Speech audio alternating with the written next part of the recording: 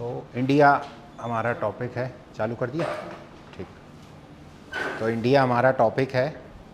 मैंने आपको कल बताया था कि हमारे पास में दो तरह के मैप होते हैं, एक होता है पॉलिटिकल मैप और एक होता है ज्योग्राफिकल या फिज़िकल मैप। तो ये जो पॉलिटिकल मैप होता है उसमें स्टेट की बॉर्डर होती हैं और जितना भी आप डिस्ट्रिक्ट देख रहे हैं या स्टेट देख रहे हैं वो सब इसमें आपको मिल जाएगा। इसमें किसी तरह का कोई भी नदी, पहाड़, पर्वत, मैदान कुछ भी नहीं होता है ना। क्यों? क्योंकि इसको हम पॉलिटिकली बताते हैं कि भाई ये जो है देश को प्रेजेंट कर रहा है, लेकिन किसके सामने प्रेजेंट कर रहा है? विश्व के सामने, वर्ल्ड के सामने। अगर कोई हमारे भोपाल को ढूंढना चाहेगा तो वो भोपाल कैसे मिलेगा उसको? तो उसको हम बताएंगे कि भाई एमपी स्टेट है, उसकी कैपिटल है, उसमें इस तरह का सिंबल देख लेना आप, वो कैपिटल आपको मिल जाएगी। ठीक है। इसी तरह से हर कैपिटल में आप देखेंगे तो एक सिंबल बना हुआ है ना। अगर आप अपने एटलस में देखेंगे तो उसमें एक सिंबल बना हुआ है जो कि ये बताता है कि ये कैपिटल है। अच्छी बात है। तो ये सिंबल कहाँ से पता चलता है हमको कि कौन सा सिंबल काय का है, किसका है? तो ये आपके एटलस के जब आप शुरुआत करते हैं वहाँ पर आपको मिल जाता है। ठीक है ना। तो कौन सा सिंबल क्या बताता है वो आप देख लेना घर पे। तो बात आ रही थी कि कल हमने जो देखा था कि भाई भारत के जितने भी बॉर्डर स्टेट्स हैं वो देखे थे कल हमने कि कौन कौन से कंट्री से कौन कौन सी बॉर्डर शेयर होती है, किससे क्या होता है, किससे क्या होता है, ये कल हमने देखा था। अगर आपने घर जाके रिवाइज़ किया होगा तो आई थिंक मैं पूछ सकता हूँ ऑनलाइन वालों, रिवाइज़ कर रहा हो या फिर ऐसे ही चल रहा है बस? कोई बोल नहीं रहा। हेलो हेलो, आप लोग प्लीज़ रिप्लाई ज़रूर दिया करें। देखिए क्या होता है ना, अगर आप रिप्लाई नहीं देंगे और बीच में मान लीजिए मैं कुछ पूछूं और आप रिप्लाई नहीं देंगे तो मुझे ये लगेगा कि आप तक मेरी बात नहीं पहुंच रही है। इसलिए पहले अपना माइक अनम्यूट करिए, देन उसको रिप्लाई करिए और फिर म्यूट कर लीजिए। ऐसा कर सकते हैं आराम से, लेकिन रिप्लाई ज़रूर करिए। आप लोग थोड़ा एक्टिव बन के बैठेंगे तो अच्छा लगेगा। ठीक है ना। नहीं आ रही? पहले हमने बॉर्डर्स की बात की थी कि कौन सी बॉर्डर किस देश की किस स्टेट से लग रही है। फिर हमने बात की थी कि कितने स्टेट से काउंट देखा था हमने। पाकिस्तान से गुजरात, राजस्थान, पंजाब की बॉर्डर लग रही है और यूटी के रूप में जम्मू कश्मीर और लद्दाख की लग रही है। फिर चीन के साथ में हमने देखा था तो लद्दाख की है, हिमाचल प्रदेश है, उत्तराखंड है। इस तरह से हम आगे बढ़ते जा रहे थे तो उधर सिक्किम है, फिर अरुणाचल प्रदेश पे पहुंच गए थे हम। ठीक है। इसी तरह से जब हमने बांग्लादेश की बात की थी तो वेस्ट बंगाल की बात की थी। तो ध्यान रखेंगे ये जो सिक्किम है ना वो केवल एक ही स्टेट से, वेस्ट बंगाल से अपनी बॉर्डर शेयर करता है ना। ये दिख रहा होगा आपको। ऐसे ही दो स्टेट मेघालय भी है, मेघालय भी अपनी बॉर्डर केवल एक स्टेट से साथ में शेयर करता है, दैट इज़ आसाम। कल हमने बात की थी कि ये 7 सिस्टर्स हैं। 7 सिस्टर्स में ये पूरे 7 राज्य ये यहाँ के जो हैं वो हमने शामिल किए थे और ऐसा मैंने आपको बता दिया था कि इनको हमने ऐसा क्यों किया था। ठीक है ना, कि ये सब असम से ही मिलकर बने इसलिए। ठीक है। वेस्ट बंगाल भारत के ईस्ट में है, ये याद रखना हमें, क्योंकि ये बांग्लादेश जब बटा था बंगाल के रूप में तब इसको ईस्ट और वेस्ट में बांटा गया था। वेस्ट आज भी हमारे पास है, ईस्ट बांग्लादेश जो है पाकिस्तान बन गया था, पूर्वी पाकिस्तान, और पूर्वी पाकिस्तान को फिर बांग्लादेश के नाम से जाना जाने लगा। ठीक है। इसी तरह से अच्छा एक चीज़ ध्यान रखेंगे कि जब भी हम बॉर्डर की बात करते हैं तो त्रिपुरा की जो बॉर्डर है वो पूर्ण रूप से बांग्लादेश से लगी हुई है, एक ही देश से लगी हुई है। यहाँ पर जब हम बात करते हैं मिज़ोरम पे, तो मिज़ोरम की यहाँ देखिए आप, ये दिख रहा चट्टगांव, चट्टगांव जो है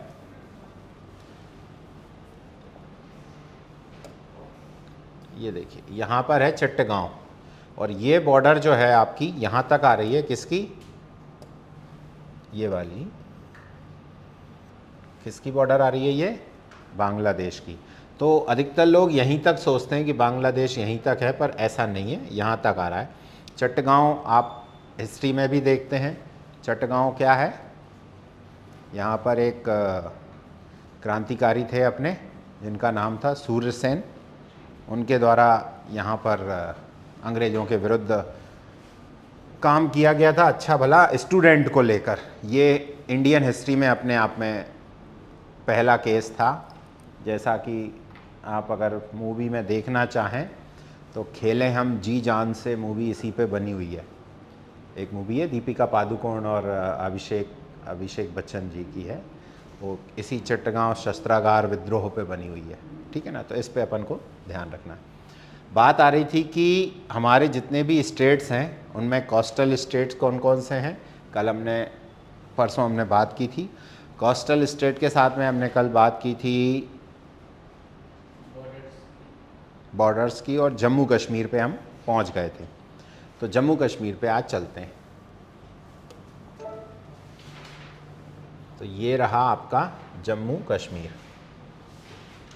तो पहले जम्मू कश्मीर और लद्दाख दोनों को शामिल करते हुए पढ़ना था, हमने कल इसी को देखा था। तो जम्मू कश्मीर की जो बॉर्डर है, यूनियन टेरिटरी, केंद्र शासित प्रदेश, जम्मू कश्मीर की जो बॉर्डर है, सीमा है, वो पाकिस्तान से लगती है केवल और केवल और केवल।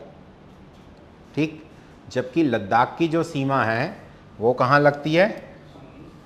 तो यहाँ पर हमने बात की थी, ये पूरा का पूरा पाकिस्तान है। ठीक है, यहाँ पर ये जो हिस्सा है छोटा सा, ये अफ़गानिस्तान है, और बचा हुआ चाइना है। ठीक है ना, ये आप याद रखें। इतना बॉर्डर जो है वो चाइना के साथ में लगा हुआ है। फिर हमने बात की थी कि हिमाचल प्रदेश की बॉर्डर भी चाइना के साथ लगी है, उत्तराखंड की बॉर्डर भी चाइना के साथ लगी है, और यहाँ से उत्तराखंड जो है वो नेपाल के साथ भी अपनी बॉर्डर शेयर करता है। तो ध्यान रखेंगे, उत्तर प्रदेश की जो बॉर्डर है वो केवल नेपाल के साथ में लगती है।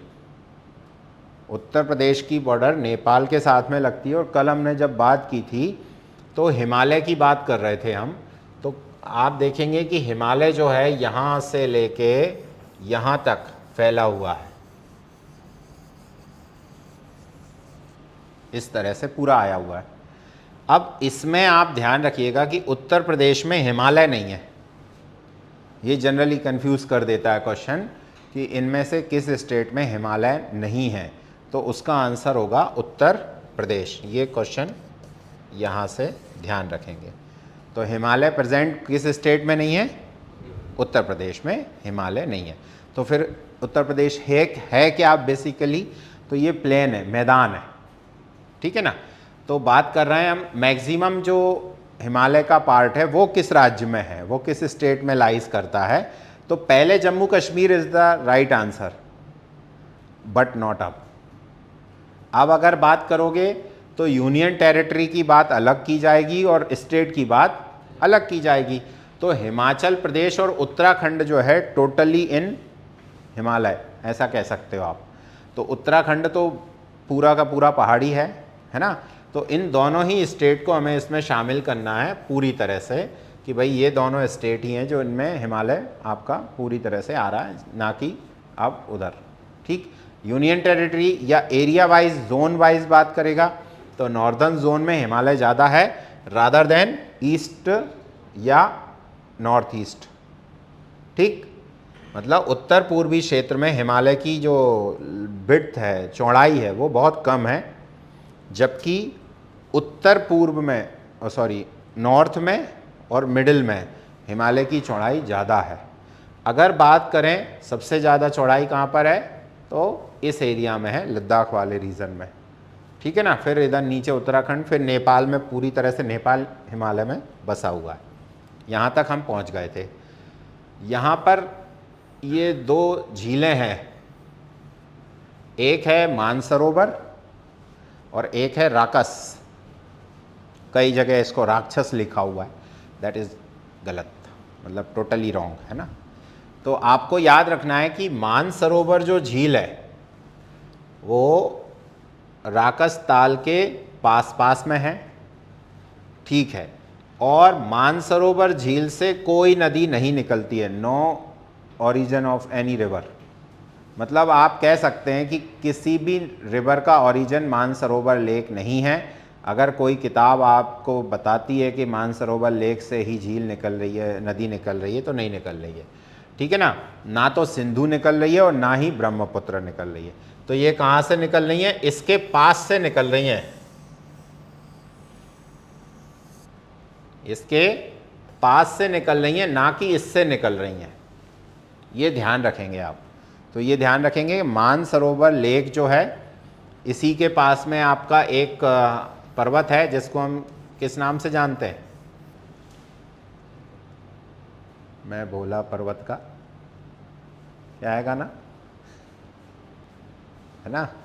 मैं क्या है गाना वो, मतलब मैं पर्वतों पे रहने वाला हूँ। कौन है पर्वतों पे रहने वाला? शिव। हाँ, कैलाश। तो ये कैलाश यहाँ पर आपको मिल जाएगा, आप अपने एटलस में देखेंगे तो। ठीक, इसी के पॉलिटिकल मैप पे चलते हैं ताकि हम इसको और अच्छे से याद कर सकें। दैट इज़ पॉलिटिकल, वो सॉरी, फिज़िकल मैप।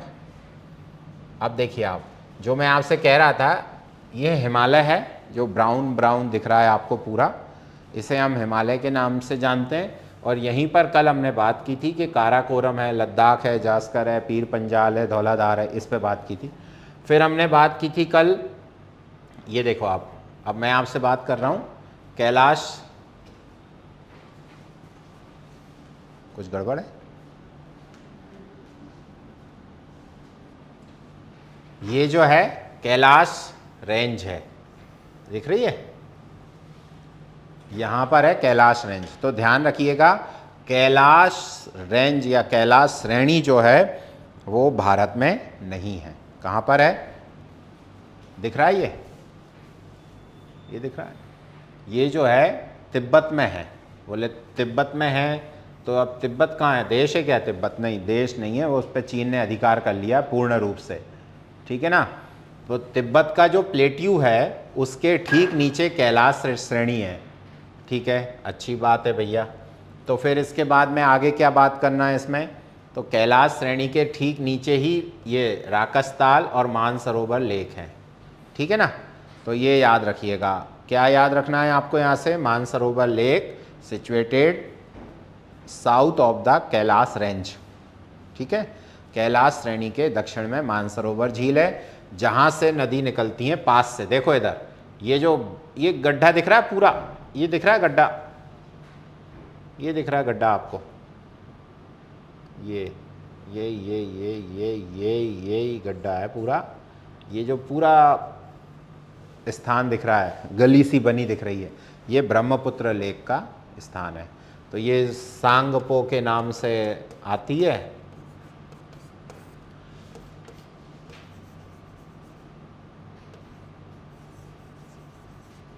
तिब्बती भाषा में त्सांगपो है वो, अपन उसे हिंदी में सांगपो लिखते हैं। तो सांगपो के नाम से भारत में आ रही है, फिर इसके नीचे आकर ये ब्रह्मपुत्र बनती है। ब्रह्मपुत्र के बाद में यहाँ पर ये जमुना बन जाती है, जमुना के बाद पद्मा, पद्मा के बाद में ही ना खत्म। खैर अभी मत जाओ उधर। तो ये ध्यान रखिएगा, कल मैंने आपको ये क्रम बता दिया था, आप याद रखिएगा। काराकोरम, फिर लद्दाख, फिर जास्कर, पीर पंजाल, धौलाधार और शिवालिक। ये याद रखने वाली बात है, उत्तर से दक्षिण के क्रम में। ठीक, क्लियर रहेगी? चलिए आगे चलते हैं। तो आगे वाली बात यह है कि जब हम बात कर रहे हैं कि ये तो आपने बोल दिया कि साहब पर्वत है पूरा और यहाँ तक जा रहा है, तो कल मैंने आपसे एक बात की थी, मैंने कहा आप देखना, कल नंगा पर्वत दिखाया था मैंने आपको, दिखाया था। तो नंगा पर्वत कहाँ है? इसमें नहीं दिख रहा है, वो यहाँ पर है थोड़ा सा। नंगा पर्वत से लेके यहाँ तक, ये वाला डाफला पहाड़ी, मिकिर पहाड़ी तक, ये वाला हमें अभी काम आएगा बाद में, तो बना के रखिएगा। पहले दिन की क्लास में मैंने आपको कुछ एक जगह लिखवा दिया था, मैंने कहा इसको अपन बाद में देखेंगे। एक बार बताइए क्या लिखवाया था मैंने?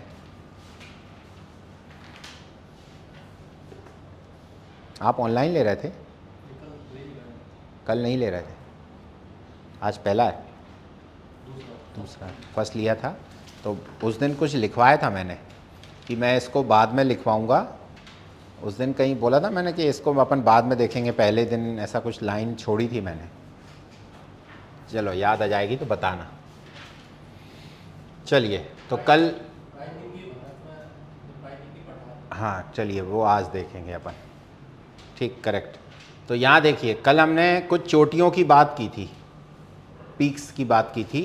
तो यहाँ पर ये जो दिख रहा है आपको सफ़ेद सफ़ेद दिख रहा है, ये है माउंट एवरेस्ट, कल हमने इस पे बात की थी। इसी के बगल में जो है वो है कंचनजंगा। तो कल हमने बात की थी K2 को लेकर, है ना, ये रही K2। तो K2 is a highest peak की बात की थी हमने, इंडिया का हाईएस्ट पीक है, काराकोरम का हाईएस्ट पीक है, ट्रांस हिमालय का हाईएस्ट पीक है, second highest peak of the world है, ऐसी हमने कल बात कर ली थी। ठीक है भैया। माउंट एवरेस्ट को हमने सागर माथा कह दिया था, नेपाल में है और नेपाल तिब्बत की सीमा पर है, ये भी कह दिया था। अबाउट कंचनजंगा डेटा ये कहता है कि भारतीय हिमालय, इंडियन हिमालय का हाईएस्ट पीक है कंचनजंगा। ये डेटा एज इट इज़ याद करना है। अब बोले इंडियन हिमालय और हिमालय की इंडिया में या इंडिया के हिमालय में, ये अंतर क्या है इसमें?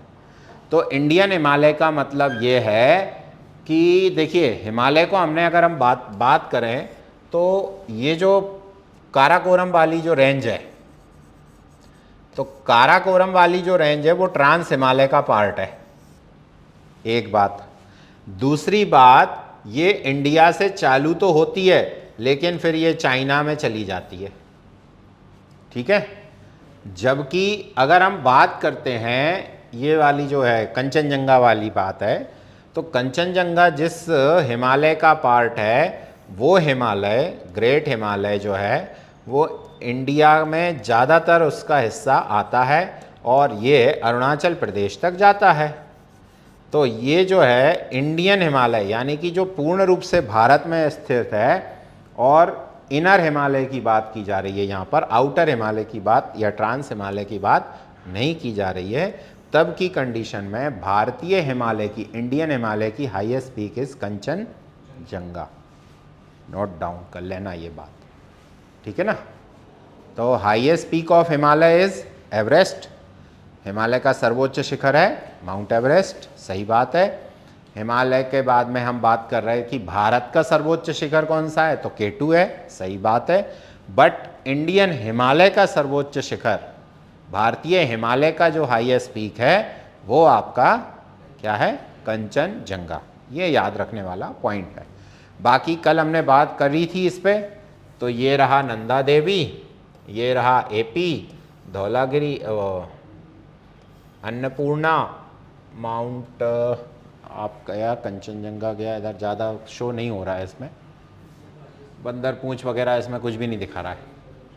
ये आप थोड़ा सा क्रम बना के रखिएगा। तो यहाँ से एवरेस्ट के बगल में ही है कंचनजंगा, सिक्किम की बॉर्डर पर नेपाल के साथ में। अन्नपूर्णा, धौलागिरी, AP, नंदा देवी, नंदा देवी के ठीक नीचे यहाँ नंदाकोट भी है, त्रिशूल भी है, वो इसमें नहीं दिख रहा है, खैर छोड़िए। अब बात कर रहे थे हम, ये इंडिया का वो पार्ट हो गया जिसे हम पर्वत कहते हैं या हिमालय कहते हैं, माउंटेन पार्ट। अब बात कर रहे हैं हम इंडिया के प्लेट्यू और प्लेन की। प्लेट्यू और प्लेन क्या होता है उस पर बात करते हैं। तो देखिएगा आप, हिंदी में इसको बोलते हैं पठार और मैदान।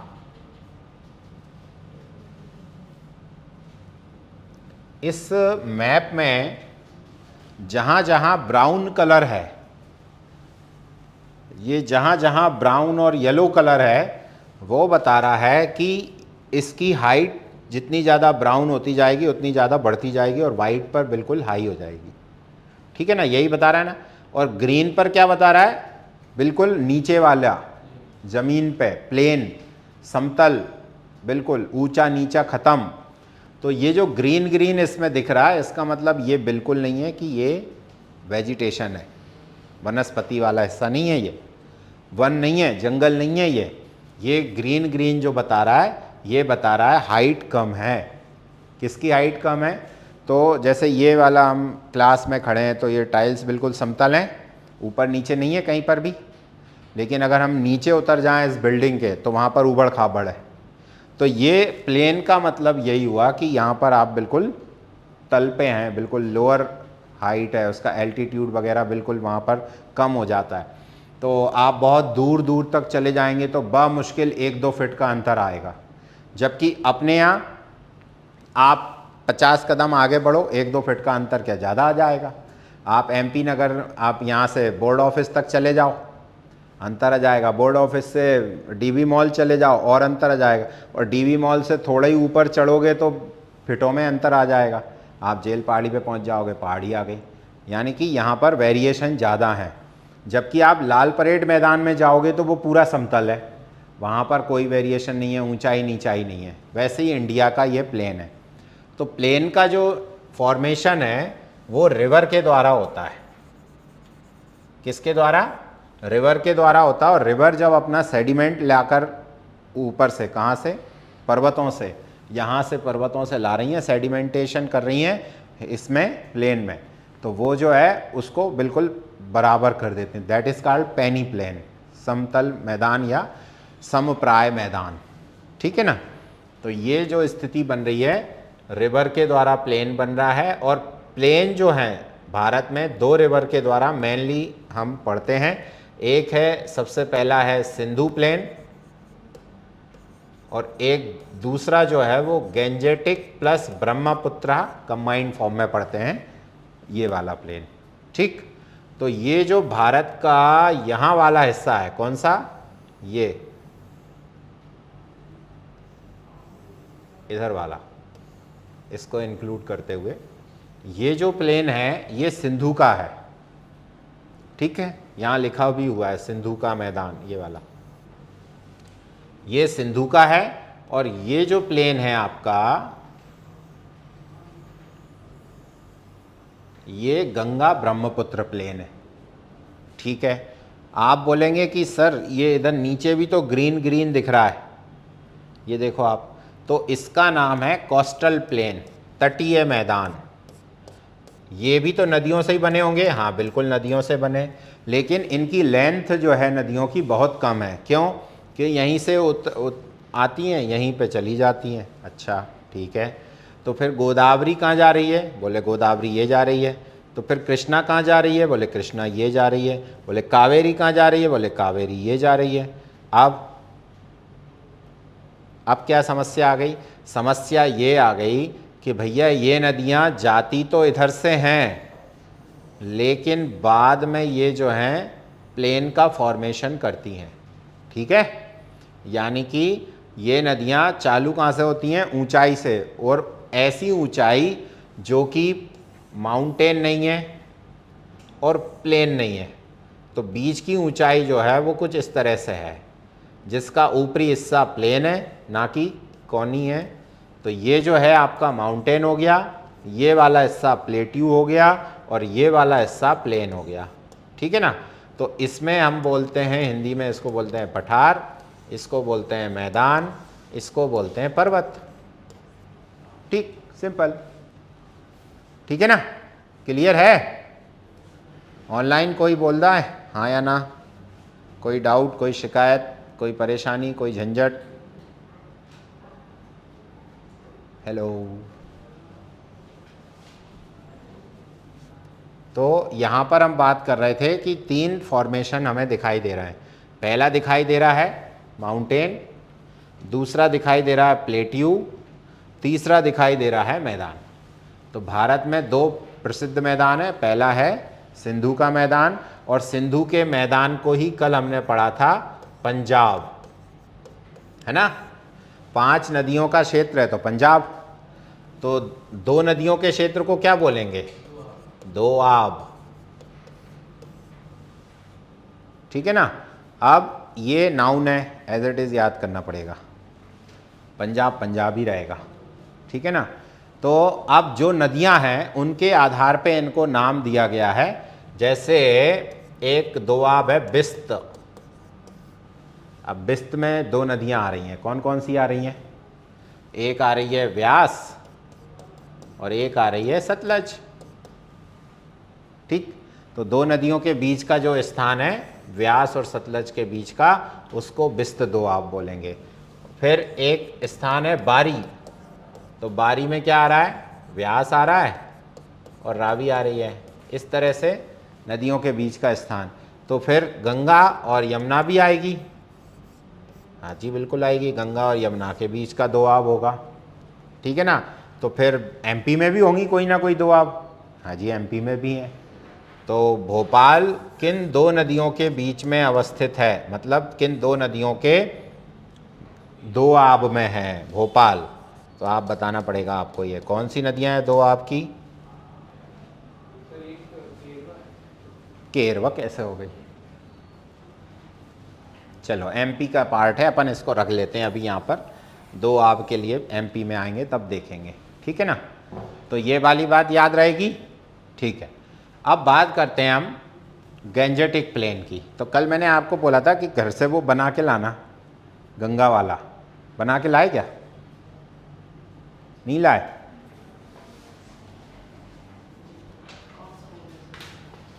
गंगा का उद्गम वगैरह बना के लाए कि नहीं, नहीं बनाया बालक, ऐसा क्यों करता है रे।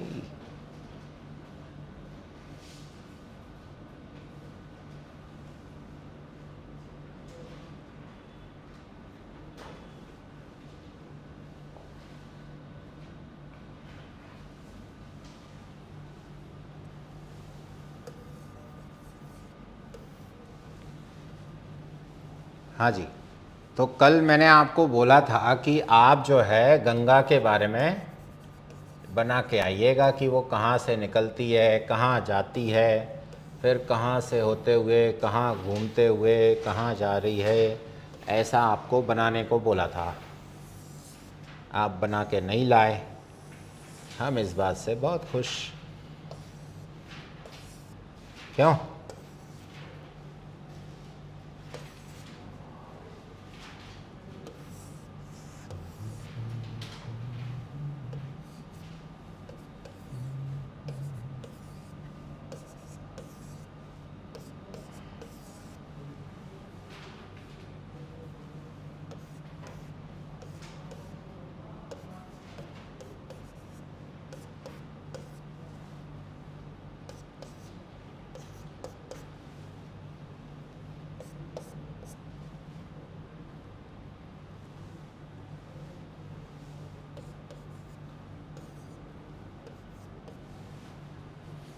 'पहले तो ऐसे बना लो, याद करवाना पड़ेगा।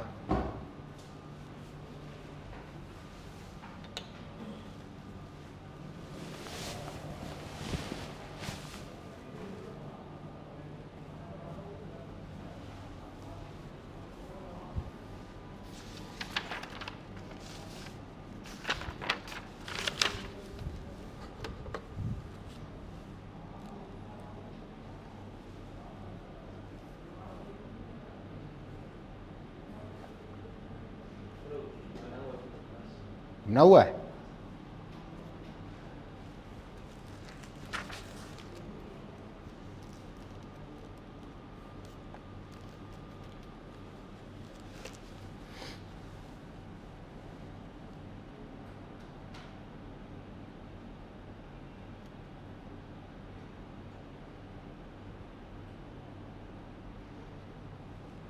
वन नंबर पे लिखिए विष्णु गंगा, 2 नंबर पे लिखिए धौली गंगा,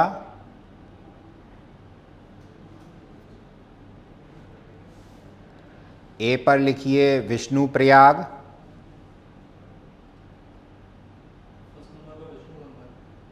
फर्स्ट नंबर पे विष्णु गंगा, सेकंड नंबर पे धौली गंगा, और ए पर लिखिए विष्णु प्रयाग। कल मैंने आपको बता दिया था प्रयाग का अर्थ है जहाँ 2 या अधिक नदियों का संगम होता है, ठीक। फिर इसके बाद में इस होल, मतलब इन दोनों से मिलकर अगर हम बात करें 1 और 2 से मिलकर जो है वो कौन सी नदी बनेगी, विष्णु गंगा और धौली गंगा से अलकनंदा। तो ध्यान रखेंगे नाम लिखने में थोड़ी सी सावधानी रखिएगा, हिंदी वाले। आ ल क ये सही है, वो जो है आपने और हमने जो सुन रखा है जनरली अलख, ये गलत है। अलख निरंजन वो सुन रखा है ना हमने, तो वो गलत हो जाएगा। ये अलख जो है ये सही है। तो अलक नंदा, ठीक है ना। इधर से ये लिंक चली गई।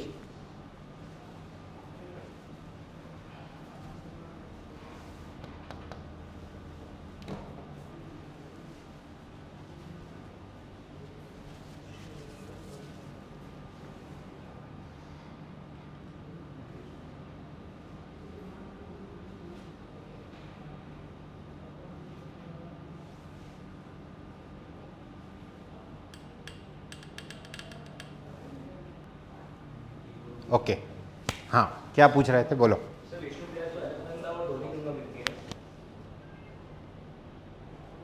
विष्णु गंगा और धौली गंगा मिलकर अलकनंदा बनती है।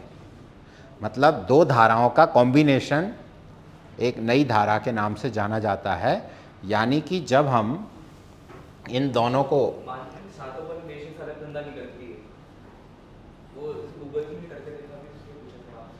देखो यार, किताबों में जो डेटा है और जो सही माना जाता है हम उसको फॉलो करते हैं, और हम इसे बहुत समय से फॉलो कर रहे हैं, आज तक गड़बड़ नहीं हुआ, ठीक है ना। गूगल पे तो बहुत सी जानकारियाँ दी हुई हैं, आप उसको एक बार और क्रॉस चेक करिएगा, मिलेगा आपको। अच्छा देखो, इसमें भी दो बातें आती हैं कि ये सब गंगा के नाम से भी बाद में जानी जाएंगी, अभी गंगा नहीं है।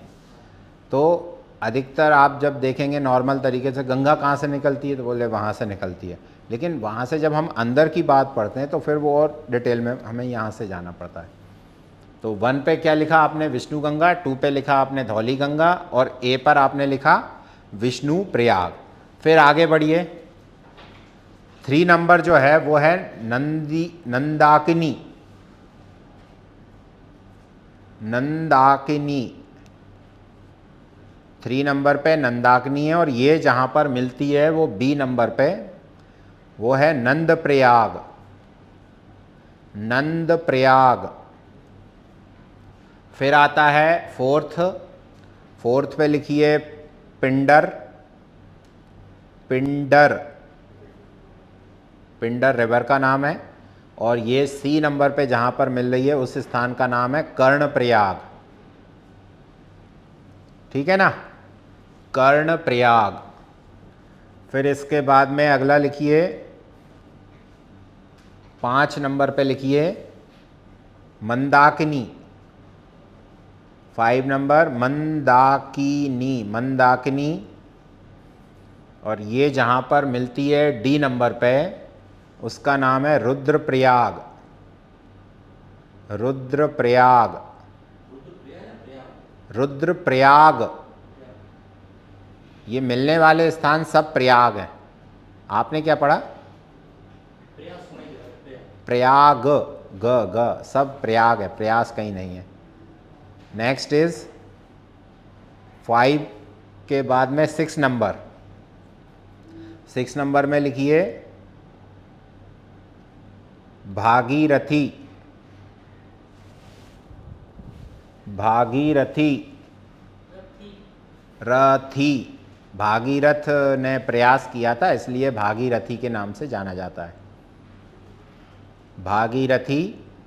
और ये जहाँ पर मिलती है उस ई वाले स्थान का नाम है Devprayag. Devprayag. Next 7th number पे है यमुना। यमुना, यमुना, यमुना। और वो एफ पर जाकर मिलती है प्रयागराज, या प्रयागों का राजा बोलते हैं इसको, मतलब महाप्रयाग है एक तरह से, ये बड़ा प्रयाग है, तो प्रयागराज बोला जाता है इसको। इसके बाद जो है गंगा। अच्छा एक चीज़ यहाँ पर एक लिख लीजिए आप, चाहे तो यहाँ से जब ये वाली नदी इसमें मिल जाती है तब इसका नाम जो है गंगा है, ठीक है ना। इधर से गंगा कहलाती है और गंगा जो है हरिद्वार में मैदान में प्रवेश करती है, प्लेन में प्रवेश करती है, एंटर इन प्लेन इन हरिद्वार, ठीक है ना। तो समतल भूमि पर गंगा का जो अवतरण है वो कहाँ पर होता है, हरिद्वार में होता है, प्लेनी एरिया में हरिद्वार में आती है और उसके बाद ये प्लेन में ही बहती जाती है पूरी तरह से। और longest tributary of Ganga is Yamuna, ठीक है ना, लिख लीजिएगा, longest tributary of Ganga is Yamuna. Ganga की सबसे लंबी सहायक नदी यमुना है और प्रयागराज के बाद में आगे बढ़ती है गंगा। आगे बढ़ने पर आप देखेंगे तो गंगा जाती है कहाँ पर, कौन से देश में जाती है, बांग्लादेश में। लेकिन उससे पहले गंगा के साथ में दो आइटम और जुड़ते हैं, वो क्या है, गंगा जब पश्चिम बंगाल वाले रीजन में हम देखते हैं तो यहाँ से एक गंगा की ब्रांच अलग हो जाती है, उस ब्रांच का नाम है हुगली। क्या नाम है, हुगली। तो इस ब्रांच को बोला जाता है डिस्ट्रीब्यूटरी, गंगा की डिस्ट्रीब्यूटरी कौन सी है, हुगली। तो ये जो है ना, आप ध्यान रखेंगे, अगर हम ट्रिब्यूटरी बोलते हैं तो वो मिलने वाली नदी है, ज्वाइन हो रही हैं। सहायक नदी का मतलब है उसके साथ में वो अपना पानी उसमें डाल रही है, ट्रिब्यूटरी है साहब, ठीक है। लेकिन डिस्ट्रीब्यूटरी का मतलब है एक ही नदी के दो पार्ट हो रहे हैं और ये कभी नहीं मिलेंगे, ठीक है। ये दोनों पार्ट जो हैं वो कभी नहीं मिलेंगे और ये दोनों अलग अलग समुद्र में पहुंच जाएंगे। तो ध्यान रखिएगा, ये ट्रिब्यूटरी है और ये डिस्ट्रीब्यूटरी है। क्लियर है, याद रख पाएंगे ना। इसको हिंदी में बोलते हैं सहायक नदी और इसको हिंदी में बोलते हैं वितरिका, मतलब यहां से वितरण हो गया नदी का, ठीक है ना। तो ये जो है कलकत्ता वाली जो नदी है हुगली, जिस पर कोलकाता पोर्ट है, ठीक है ना, वो वाली नदी है हुगली, ठीक है। फिर इसके बाद यहां बांग्लादेश में कौन सी है,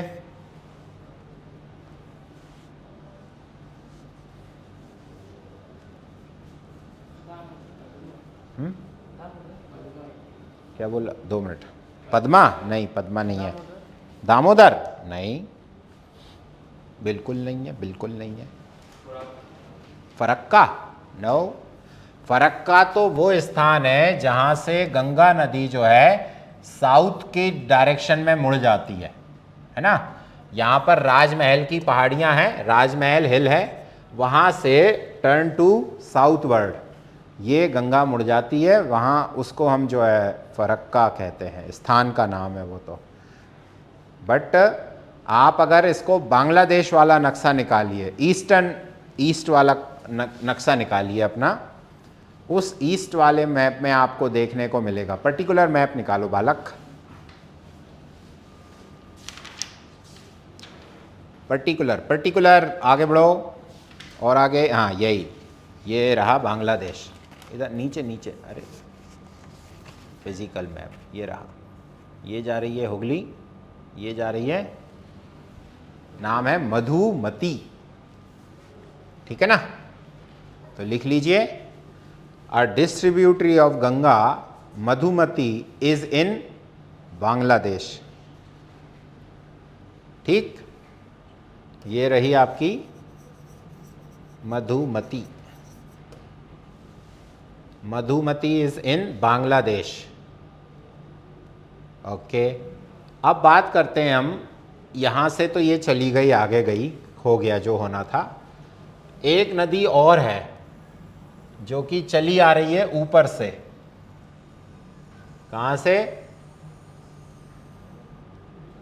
हिमालय से निकली थी ना, अभी थोड़ी देर पहले तो निकाली थी, ब्रह्मपुत्रा। अच्छा, हिंदी के अगर डीप में जाएं तो ये जो है नदी नहीं है, ये नद्य है। नद्य मतलब अगर हम इसको बोलें तो ये जो है स्त्रीलिंग नहीं है, पुल्लिंग है, जेंट्स है। ठीक है ना, ब्रह्मा का पुत्र, नॉट पुत्री। तो ब्रह्मपुत्र आज जैसे ही इंडिया में प्रवेश करती है, उससे पहले यहाँ पर ये सांगपो है जो मैंने अभी आपको बताया था, उसके बाद जो है यहाँ से फिर ये ब्रह्मपुत्र है, और जैसे ही ये बांग्लादेश में प्रवेश करती है तब इसका नाम जो है क्या हो जाता है? जमुना। ओके, जैसे ही ये बांग्लादेश में प्रवेश करती है तो जमुना हो जाती है। नेक्स्ट जो आगे बढ़ने वाला सिस्टम है वो इन दोनों का संयुक्त सिस्टम है, कंबाइंड फॉर्म में दोनों आगे बढ़ रही हैं यहां से,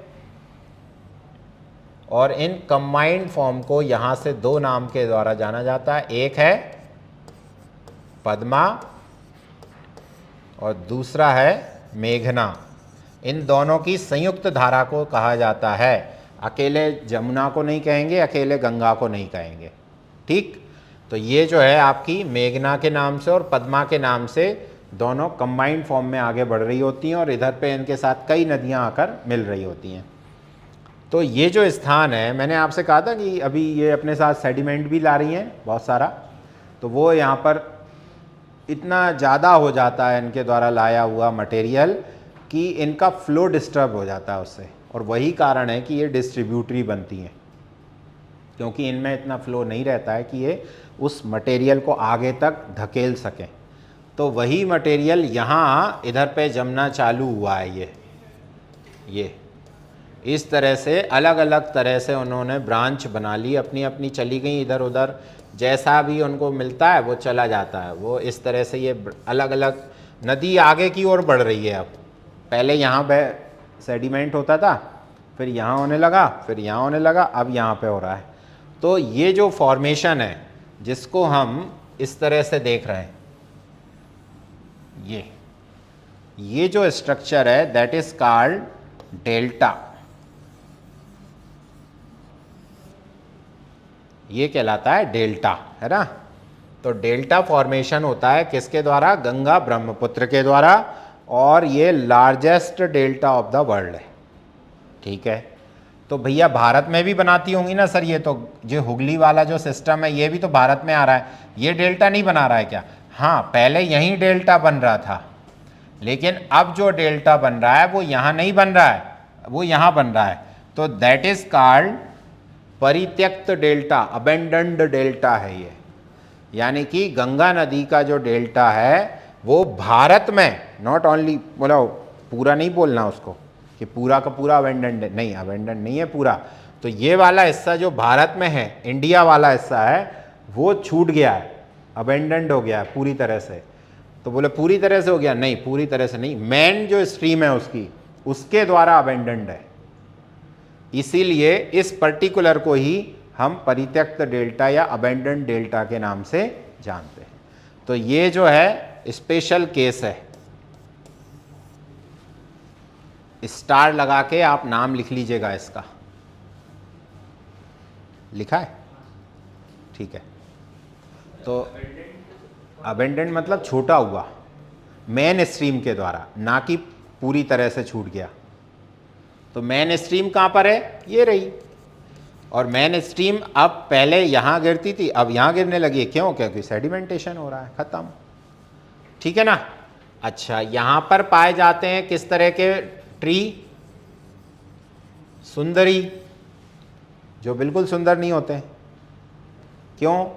क्योंकि बहुत ज़्यादा घने होते हैं, कीचड़ वाले होते हैं, पेड़ में नहीं, पूरी भूमि। तो यहाँ पर इसके कारण से इसका नाम, सुंदरी ट्री के कारण से इसका नाम पड़ गया सुंदरवन। ठीक। तो सुंदरवन क्यों कहते हैं? अच्छा, ये जो सुंदरी ट्री है ये किस तरह के ट्री हैं? मैंग्रोव, ठीक है ना, मैंग्रोव वन है ये। और यहीं पर पाया जाता है आपका कौन? बंगाल टाइगर, जो कि स्पेशली पानी में तैरना जानता है, मछलियों का शिकार करना जानता है और नाव से भी आदमियों को पकड़कर खाना जानता है ना। ऐसा मैंने नहीं देखा, मतलब ऐसा डिस्कवरी और उस पर बताया गया और किताबों में लिखा हुआ है, ठीक है ना। तो ये सिस्टम आपका गंगा ब्रह्मपुत्र का सिस्टम है। क्लियर है? अभी आगे बढ़ते हैं। आगे बढ़ने पर हमें देखना है सिंधु नदी। तो सिंधु नदी का तंत्र देखते हैं। ये दो इंपॉर्टेंट आइटम है जिनको क्वेश्चन को, मतलब जिनके क्वेश्चन आते ही आते हैं हर एग्जाम में, मतलब आना ही आना है, ठीक। चलिए तो लिखिए, यहां से सिंधु जा रही थी, ऐसे ही चली गई सिंधु, ठीक है ना। अब इस सिंधु नदी में कल मैंने आपसे बात की थी, पंजाब का मतलब होता है 5 आब वाला। तो 5 नदियां कौन सी हैं जिनमें सिंधु शामिल नहीं है ना? तो 5 नदियां कौन कौन सी हैं भैया, कोई बताओ? कहाँ कहाँ पर मिलती हैं, किस किस से मिलती हैं, कोई बता सकता है? ऑनलाइन वाला कोई बताओ। अच्छा, मैं आपसे एक ही सवाल पूछता हूँ बस, इन 5 नदियों में, 5 रिवर जो हैं सिंधु की, जो ट्रिब्यूटरीज कही जाती हैं, उनमें से कौन कौन सी नदी सिंधु से डायरेक्टली मिलती है? झेलम और चिनाब सिंधु से डायरेक्ट मिलती हैं। और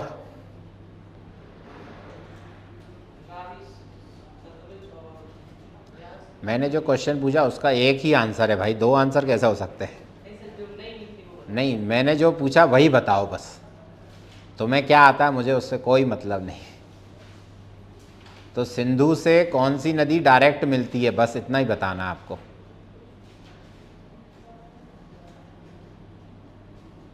तो लिखिए पहले,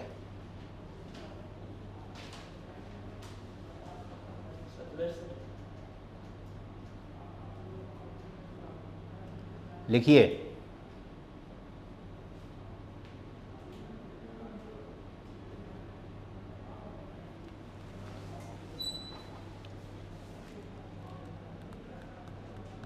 Jhelum is tributary of Chenab.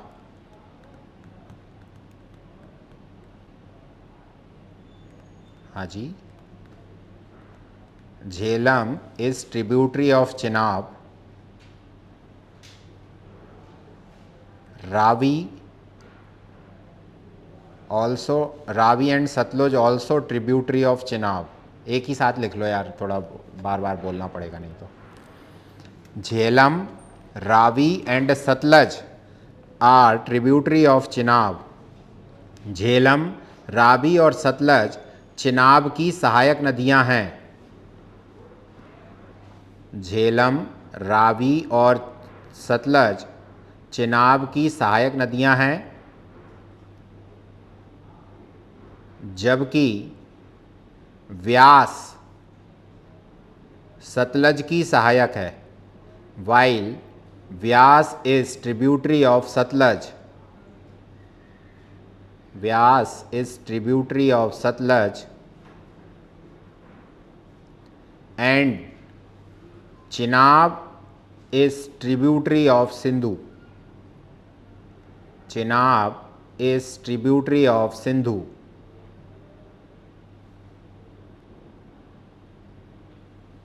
ठीक है, याद रहेगा। तो हम बात कर रहे थे चिनाब, चेनाब भी बोलते हैं इसको।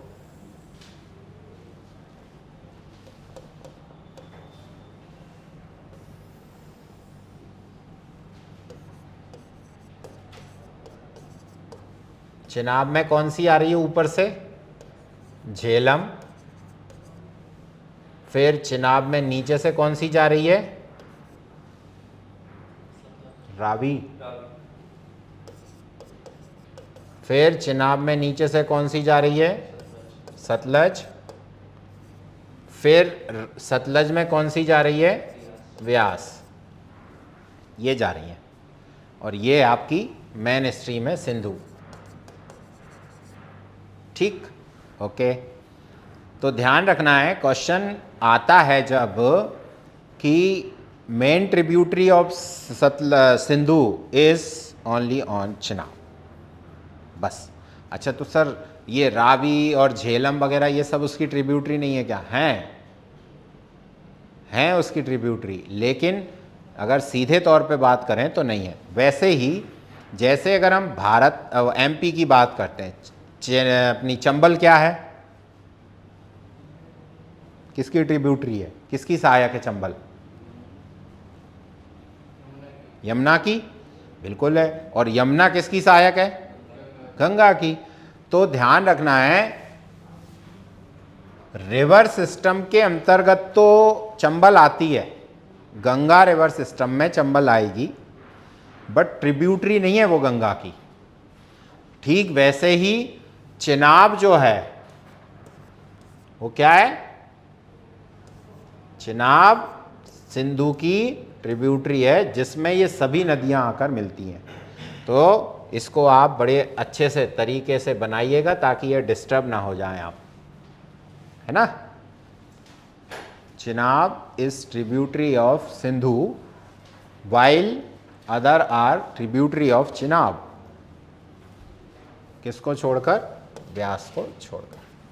व्यास सतलज की ट्रिब्यूटरी है, ठीक है ना। बस इसी में मैक्सिमम डिस्टरबेंस होता है। चलिए, चिनाब जो है वो दो नदियों से मिलकर बनती है, एक है चंद्र और एक है भागा।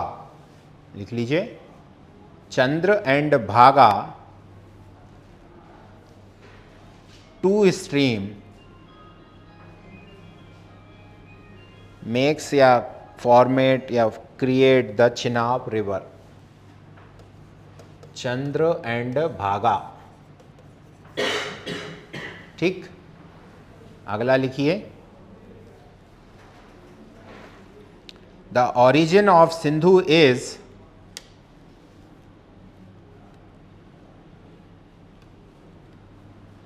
origin of Sindhu is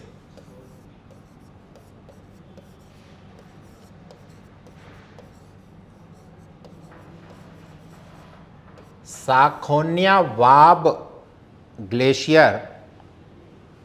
साखोनिया Bab, spelling पे मत जाना है क्योंकि ये बहुत अलग अलग शब्द जगह अलग अलग स्पेल करते हैं। साखोनिया बाब glacier near Mansarovar lake. Mansarovar झील के पास साखोनिया बाब हिमनद से सिंधु का उद्गम हुआ है, ठीक। सिंधु का उद्गम हुआ है।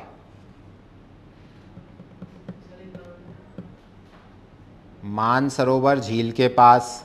पूरा वाक्य मत लिखो भैया, वैसे भी पीएससी अलाउ नहीं कर रही है पूरे वाक्य, इतनी जगह ही नहीं बची। अब शब्द सीमा इतनी कम कर दी है कि आप पूरा वाक्य लिख ही नहीं सकते, आपको अगर पेपर पूरा करना है तो, और नंबर ज़्यादा चाहिए तो, ठीक है ना। साखोनिया बाब हिमनद मानसरोवर झील के पास, ऐसा लिख लो बस, खत्म। और क्या, इससे ज़्यादा की ज़रूरत नहीं है। अगला लिखिए, Sutlej entered in India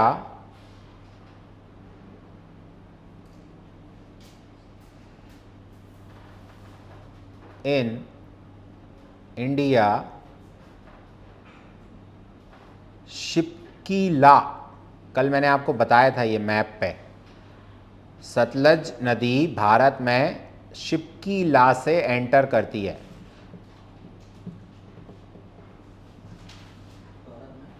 शिपकी शिपकी शिपकी शिपकी ship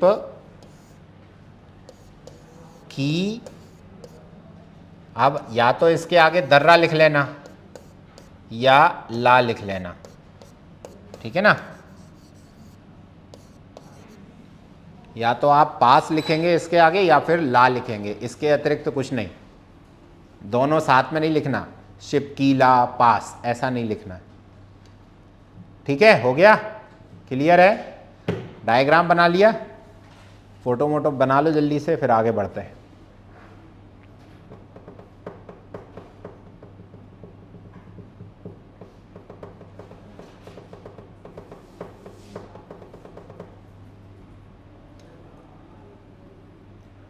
okay, यहां से दो चीजें आती हैं, एक शब्द है गॉर्ज और एक शब्द है कैनियन। हिंदी में बोला जाता है खड्ड और महाखड्ड। तो गॉर्ज किसे कहते हैं? जहाँ से नदी एंटर कर रही हो पहाड़ को काट कर, तो वो रास्ता जो है, जैसे मान के चलते हैं, कैसे बताएं, ये आपकी दो कुर्सियों के बीच की जो जगह है वो भी तो स्पेस है निकलने के लिए। तो जब मान के चलते हैं कि पहाड़ है पूरा, यहाँ से पर्वत है और नदी ने काट दिया, अब काटते काटते नीचे से तो काटता जा रहा है और ऊपर ये उठती जा रही है दीवार, तो अब एक साइड की उठ गई, एक साइड की उठ गई, लेकिन बीच में एक गली है, इस गली से नदी जो है आगे बढ़ रही है, तो ये जो है गॉर्ज कहलाता है। अगर इस कटे हुए भाग से आर पार जाने का रास्ता मिल जाए तो ये पास कहलाता है,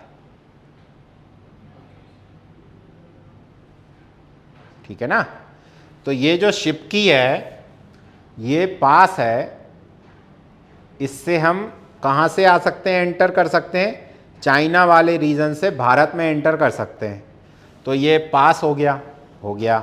अब इसी से होते हुए सतलज नदी भी आगे बढ़ रही है, तो आगे बढ़ रही है। आपको अगर मैं और अच्छे से बताऊं, पास की कहाँ पर मिलेगा पास, दो पहाड़ कटे हुए। आपने एक मूवी देखी है जिसमें अपनी अजय देवगन है, मराठाओं पे बनी है जो तानाजी। तानाजी में आपने अगर देखा होगा, एक दृश्य है जब वो लोग पहाड़ पे बैठे होते हैं प्रारंभ में ही, और नीचे से वो सेना गुजर रही होती है और फिर वो बीच गलियारे में उस पर अटैक कर देते हैं। वो पास है, क्यों? वो उस जगह पे कि भाई अगल बगल पहाड़ बहुत ऊंचा है, यहाँ से कोई गुजरेगा तो मारा जाएगा, और वो भागने की जगह भी नहीं है क्योंकि आप पहाड़ पे चढ़ ही नहीं सकते, ऊपर से बैठे हुए इंसान आप पे अटैक कर सकते हैं आराम से। वो पास है। यहाँ उस पास में पानी नहीं है। अब एक और मूवी बताता हूँ जिस पास में पानी है, साउथ की मूवी है, उसमें वो दो उसके बीमारी रहती है उसको, तो वो दो रूपों में आ जाता है। तो वो एक, वो जो क्या नाम है उसका, दो एंटिटी उसमें लाइज करती हैं, तो वो अपने आप को कभी तो वो अच्छा बना लेता है, कभी वो बुरा बना लेता है। तो वो जो नरक वाली यातनाएं देता है, अपरिचित। तो अपरिचित में भी देखना आप, जब वो बहुत सारी भैंसें आ रही होती हैं, बैल आ रहे होते हैं, तब वो ऐसे ही पास में से आ रहे होते हैं जहाँ से नदी भी जा रही है और आर पार जाने का रास्ता भी है। तो आज जाके आप सर्च करना, that is the best example, ठीक है ना। तो मैं आपसे बात कर रहा था, जो सिंधु नदी है वो गॉर्ज से आती है अंदर भारत में, जबकि ये जो क्या नाम से सतलज नदी है ये भी आ तो गॉर्ज से ही रही है, लेकिन वो पास भी है, ऐसे याद रखना। तो यही क्वेश्चन आया है कि जो है आपकी सिंधु नदी जो है entered in Pakistan, India by Sindhu gorge, ठीक है ना।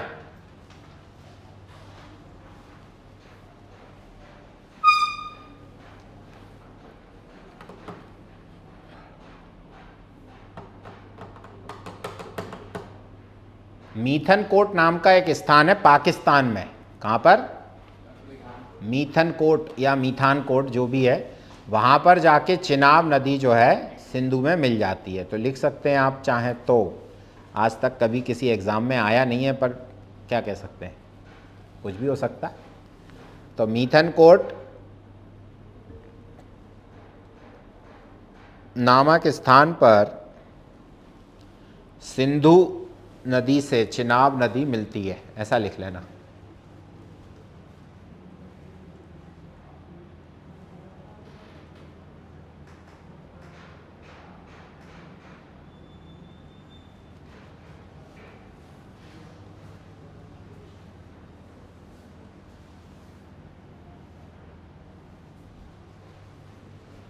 नेक्स्ट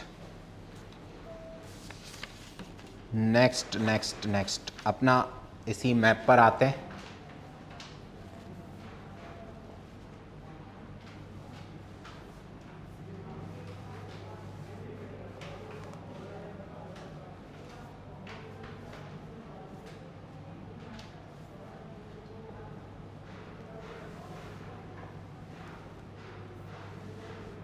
ठीक, तो जब हम बात करते हैं प्लेट्यू की, पर्वतों की और मैदान की, तो तीन बेसिक स्ट्रक्चर इंडिया के जो हमें दिखाई देते हैं। तो मैदान, वो पर्वत ऊपर दिखाई दे रहा है, माउंटेन, प्लेन बीच में दिखाई दे रहा है, और ये प्लेट्यू है जो पूरा पूरा दिख रहा है आपको, जो ग्रीन नहीं है, लाइट ग्रीन है।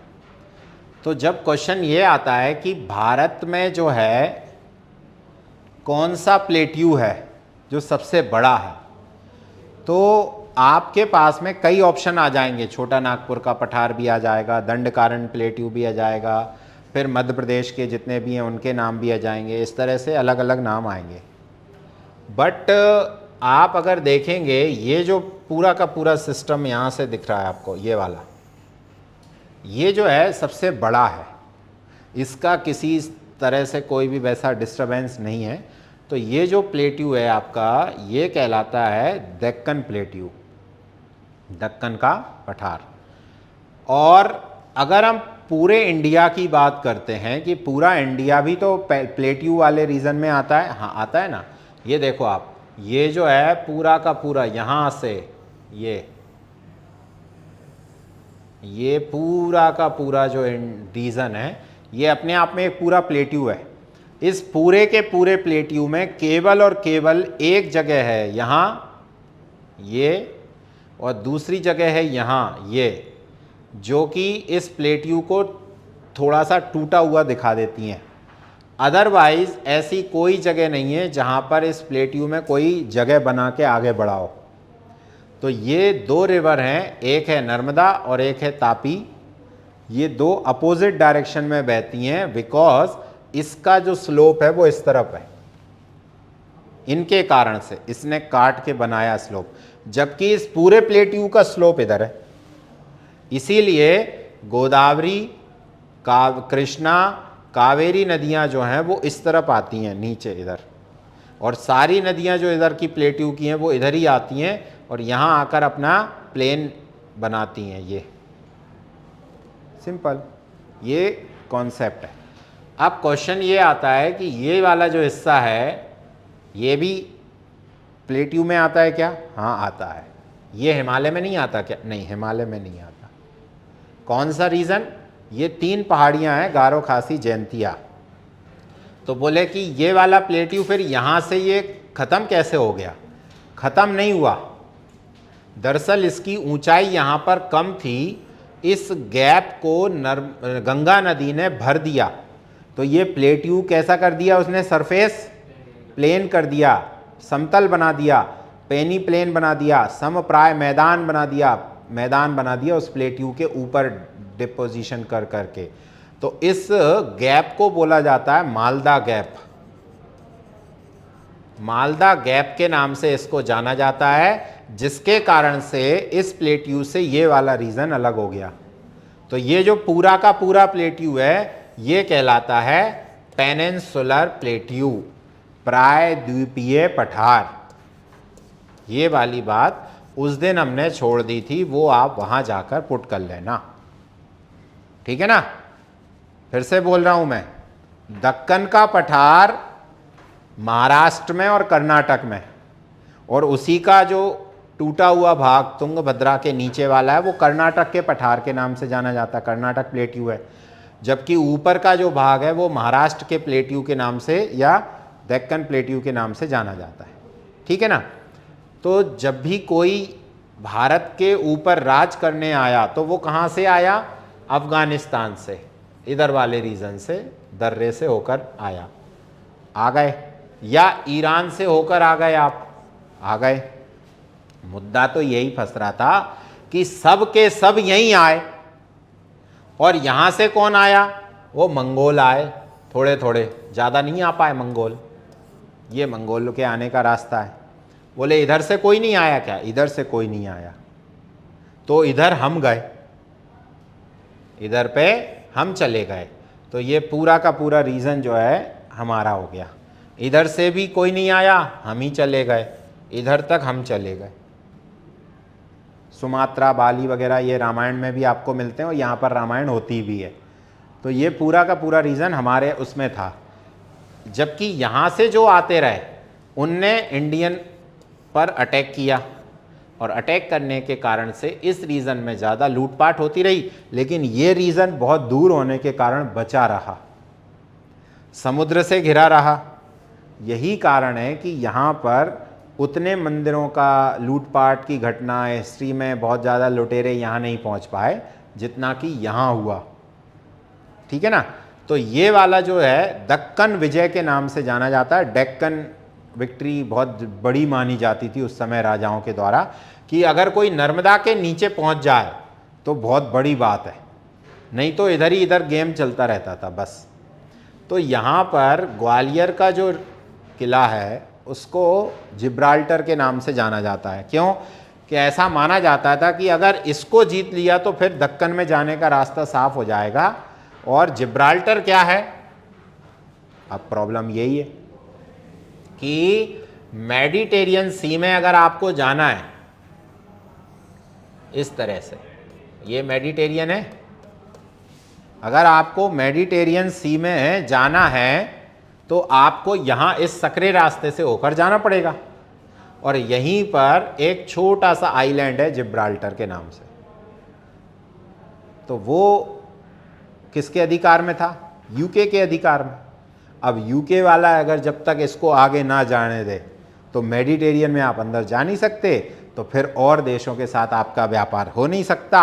इसीलिए यहाँ पर ये ग्वालियर बैठा था। तो वो फोर्ट, इस फोर्ट को क्या कहा जाता है? जिब्राल्टर कहा जाता है ना। क्यों? क्योंकि ये बैरियर था एक तरह से। जब तक इसको नहीं जीत लेते, इधर कोई राजा नहीं, इधर कोई राजा नहीं, इसका बीच में बैठा हुआ है, नीचे जाना है तो इधर से निपटने का। ठीक है ना। तो ये डेक्कन आप ऐसे याद रखिएगा, है ना। तो यहाँ से भारत में ये जो सबसे बड़ा और रिच पठार है वो है छोटा नागपुर का पठार, छोटा नागपुर प्लेट्यू। फिर इंडिया में वो एमपी में आई है तो ये मालवा प्लेट्यू है, बुंदेलखंड प्लेट्यू है, बघेलखंड प्लेट्यू है। ये स्पेशल 3 प्लेट्यू याद करना है। फिर यहाँ से जो है राजस्थान में भी बहुत कुछ है, लेकिन हम बेसिकली उसको याद कर लेते हैं कि वो मध्य भारत का पठार है, मतलब सेंट्रल इंडिया प्लेट्यू के नाम से हम इसको जानते हैं, जिसमें मध्य प्रदेश भी आता है, राजस्थान भी आता है। तो ये दंडकारण्य है ना। तो ये इस प्लेट्यू के डिवीज़न है। कौन कौन से? फर्स्ट इज कर्नाटक, लिख लो, कर्नाटक, फिर डेक्कन या महाराष्ट्र, फिर मालवा, बुंदेलखंड, है ना, ऊपर सेंट्रल इंडिया या मध्य भारत का पठार, उधर पे बघेलखंड, बघेलखंड, उधर पे छोटा नागपुर, छोटा नागपुर, और नीचे दंडकारण्य। ये जो हैं इस पेनिनसुलर प्लेट्यू के पार्ट हैं। तो आपका ये पेनिनसुलर प्लेट्यू हो गया, प्रायद्वीपीय पठार, जिसके अंतर्गत इतने सारे पठार हमने देख लिए। ठीक, क्लियर रहेगी बात। तो जब आपसे कोई ये पूछे पेनिनसुलर इंडिया, तो पेनिनसुलर इंडिया के तहत ये लाइन, कैंसर लाइन को आप बता दीजिएगा, उसके अंदर ये वाला हिस्सा जो ट्राइंगल बना रहा है ये पेनिनसुलर इंडिया है। जब आपसे कोई ये पूछे डेक्कन प्लेट्यू, तो ये महाराष्ट्र वाला रीजन है ओनली। जब आपसे कोई ये पूछे कि पूरा ये वाला हिस्सा मिलाकर आप बताएंगे तो पेनिनसुलर प्लेट्यू बोलेंगे। क्लियर रहेगी बात।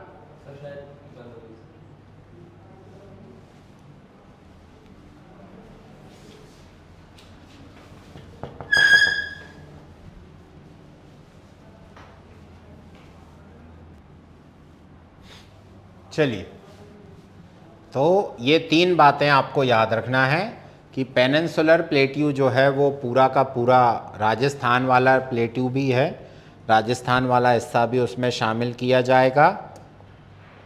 जबकि जब हम केवल और केवल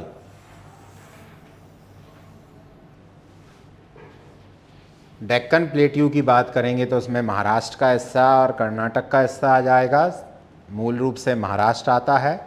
फिर जब हम बात करेंगे छोटा नागपुर प्लेट्यू, तो छोटा नागपुर का प्लेट्यू जो है आपका कहाँ पर है, ये रहा।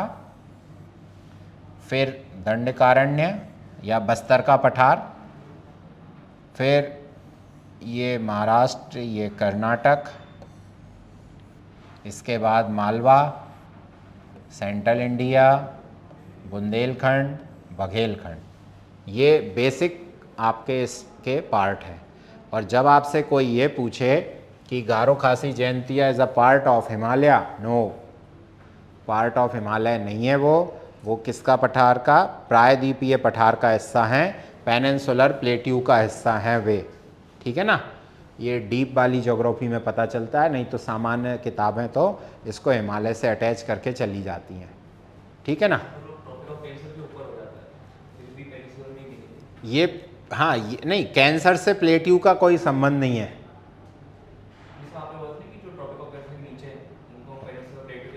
नहीं, मैंने ये बोला था वो पेनिनसुलर इंडिया है। पेनिनसुलर इंडिया का मतलब है ये वाटर कंटेंट जो है पूरा का पूरा, वो वाटर कंटेंट हम देख रहे हैं यहाँ से, ये वाला, ये पेनिनसुलर इंडिया है जो 3 ओर से पानी से घिरा हुआ है, पानी से कवर है। जबकि प्लेट्यू के रूप में अगर हम देखें तो ये प्लेट्यू राजस्थान तक है और यहाँ तक है ये पूरा, और इसको बीच में से गायब किसने किया, मालदा गैप ने। ये मालदा गैप जरूर कर लेना, ठीक है ना, मालदा गैप याद रखना, बहुत इंपॉर्टेंट है। चलिए आगे बढ़ते हैं। तो गैंजेटिक प्लेन जो है उसको अगर हम बात करें कि गंगा की जो डायरेक्शन थी वो तो नीचे थी, साउथ में थी जब वो ऊपर से आ रही थी, लेकिन उसको मोड़ने का काम किसने किया, इस प्रायद्वीपीय पठार ने, है ना। और इसके बाद जब ये प्रायद्वीपीय पठार यहाँ ख़त्म हो गया तो यहाँ से फिर गंगा नीचे की ओर मुड़ गई, यही हुआ, सिंपल बात है। तो यहाँ पर एक क्वेश्चन बना था एमपीपीएससी में,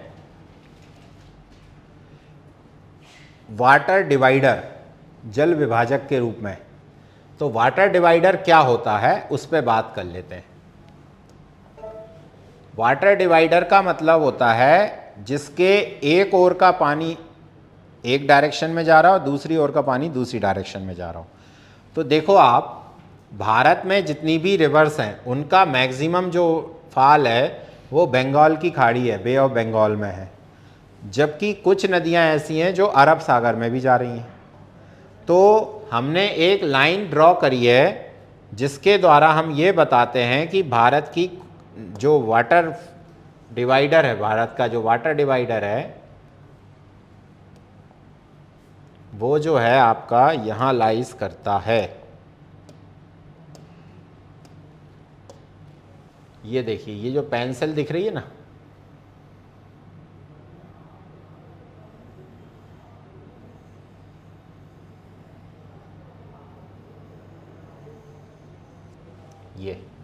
ये वाटर डिवाइडर है भारत का। तो इसके राइट हैंड की जो नदियां हैं वो बे ऑफ बंगाल में जा रही हैं, इसके लेफ्ट हैंड की या वेस्टर्न साइड की जो नदियां हैं वो अरब सागर में जा रही हैं। तो जब आपसे कोई ये पूछे कि राजस्थान में वाटर डिवाइडर कौन है, तो आप कहेंगे अरावली माउंटेन। अरावली के ईस्ट की नदियाँ बे ऑफ बंगाल में जाती हैं, वेस्ट की नदियाँ अरब सागर में जाती हैं। एमपी में वाटर डिवाइडर कौन है? तो अगर बात की जाएगी नर्मदा के उत्तर की, तो नर्मदा के उत्तर के लिए, नॉर्थ के लिए जो है वो वाटर डिवाइडर है आपका विंध्याचल। और अगर साउथ में बात की जाएगी तो सतपुड़ा। और मोटा मोटा बड़ा बड़ा अगर हम बात करें तो उत्तर से दक्षिण में आते समय फर्स्ट वाटर डिवाइडर विंध्याचल है, ठीक है ना। लेकिन यहाँ पर सतपुड़ा, चूंकि ये बैठा हुआ है यहाँ सतपुड़ा, ये रहा, तो सतपुड़ा को वाटर डिवाइडर के रूप में जाना जाता है, ठीक है ना। अब यहाँ पर मैकाल भी है, ये भी डिवाइडर है। क्यों? क्योंकि इसके इधर की नदियाँ इधर जा रही हैं, इधर की नदियाँ इधर जा रही हैं, इधर की नदियाँ इधर जा रही हैं, इधर की नदियाँ ये चारों तरफ जा रही हैं। तो ये डिवाइडर का काम नहीं करता है बेसिकली, ये अलग मैटर है, हम बाद में बात करेंगे। तो ध्यान रखेंगे, ये देखिए आप, ये इधर की नदियाँ इधर जाएंगी और इधर की छोटी नदियाँ हैं, ज़्यादा लंबी नदियाँ नहीं हैं, ये वाली, ये इस तरह से। सिंधु नदी जो है वो अरब सागर में जाती है। क्लियर रहेगी बात? तो ये वाटर डिवाइडर या जल विभाजक है। तो मध्य प्रदेश में कौन जल विभाजक हुआ? विंध्याचल उत्तर के लिए, है ना। तो क्वेश्चन ये आया हुआ है कि गंगा नदी को किसके कारण से ईस्ट डायरेक्शन में बहना पड़ता है? तो प्रायद्वीपीय पठार के कारण से, ठीक है ना। एक क्वेश्चन और आया है कि कहां पर जाकर, ये देखो आप यहां पर, ये इन दोनों के बीच की जो डिस्टेंस है वो सबसे कम हो जाती है, ये क्वेश्चन आया हुआ है ना। तो ये सतमाला रेंज है, सतपुड़ा पर्वत है, यहाँ पर देखिए आप, बिल्कुल छोटा सा जगह है ये। पॉलिटिकल में जाएंगे तो आप अच्छे से समझ में आ जाएगा ये वाली बात कि कैसे, कहाँ पर कौन सी जगह कम हो रही है। तो ये आप याद रख पाएंगे, मालवा का पठार, बुंदेलखंड का, बघेलखंड का, मैकाल रीजन, सतपुड़ा, विंध्याचल, ठीक है ना, ये एमपी का हो गया। इसी तरह से महाराष्ट्र में चलते हैं, इधर पे चलते हैं, गारो खासी जयंतिया पे चलते हैं। पहले यहाँ देखिए, ये क्वेश्चन कई बार कई एग्जामों में पूछा गया है। क्वेश्चन इज दैट, इनका क्रम बताइए। कौन का क्रम? गारो, खासी और जयंतिया का ईस्ट से वेस्ट या वेस्ट से ईस्ट, जो भी याद कर सकें आप वो याद कर लीजिए। तो सबसे पहले क्या है यहाँ पर? गारो, खासी एंड जयंतिया, ये तीन हैं। ये ईस्ट से वेस्ट हैं या वेस्ट से ईस्ट हैं, आप जो भी याद कर सकते हैं कर लीजिएगा। मैंने इनको वेस्ट से ईस्ट याद किया हुआ है, गारो, खासी, जयंतिया। आप जयंतिया, खासी, गारो याद कर लो, आपको जैसे याद हो जाए, ठीक। ये इंपॉर्टेंट है। अरुणाचल प्रदेश की पहाड़ियों के बारे में क्वेश्चन अभी तक तो नहीं आया, लेकिन आने की संभावना इस बार बन रही है, क्योंकि चीन ने फिर से अरुणाचल प्रदेश के कई हिस्सों को अपने नक्शे में शामिल कर लिया है। करंट की बात है, बिल्कुल ताज़ा ताज़ा। तो संभावना है इस बार फिर से आने की, कि कुछ ना कुछ यहाँ से पूछ ले, ठीक है ना। दूसरी बात मैंने आपसे कही थी कि मणिपुर जो है वो चर्चा में है, ठीक है ना। तो आप यहाँ से जो है मणिपुर को थोड़ा सा ध्यान रखिएगा, किसके साथ बॉर्डर है, किसके साथ नहीं है, पहाड़ियाँ कौन सी हैं। तो ज़्यादा कुछ नहीं है, मणि पहाड़ियाँ, मीजो पहाड़ियाँ, त्रिपुरा पहाड़ियाँ, यही हैं बस। इससे ज़्यादा नाम एज इट इज़ नाम है उनके, और कुछ नहीं करना है यहाँ से। तो ये बेसिक है आपका। यहाँ से जो ज़्यादा पूछा गया है, ये पूछा गया है मिकिर, मिसमी और डाफला कहाँ पर है। तो मिकिर, मिसमी और डाफला में से डाफला और वो जो है मिसमी, ये अरुणाचल प्रदेश में, जबकि मिकिर असम में है। ये आप याद रखना। गारो, खासी, जयंतिया कहाँ पर है? मेघालय में, है ना। गारो, खासी, जयंतिया कहाँ पर है? मेघालय में। तो क्वेश्चन ये आ सकता है कि भाई चेरापूंजी किस पहाड़ी पर है, ऐसा हो सकता है ना। चेरापूंजी कहाँ पर है? इसमें तो ना दिखेगा, उसी में देख लो। तो चेरापूंजी और क्या नाम से जानते हैं हम, मासिम राम। तो यहाँ पर जो है चेरापूंजी और मासिम राम दोनों लाइज करते हैं।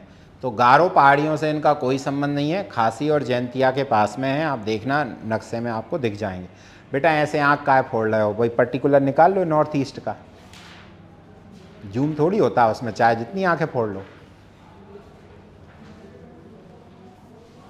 ठीक है ना। तो यहाँ से ये दोनों याद कर लेना। इसके बाद आगे बढ़ते हैं।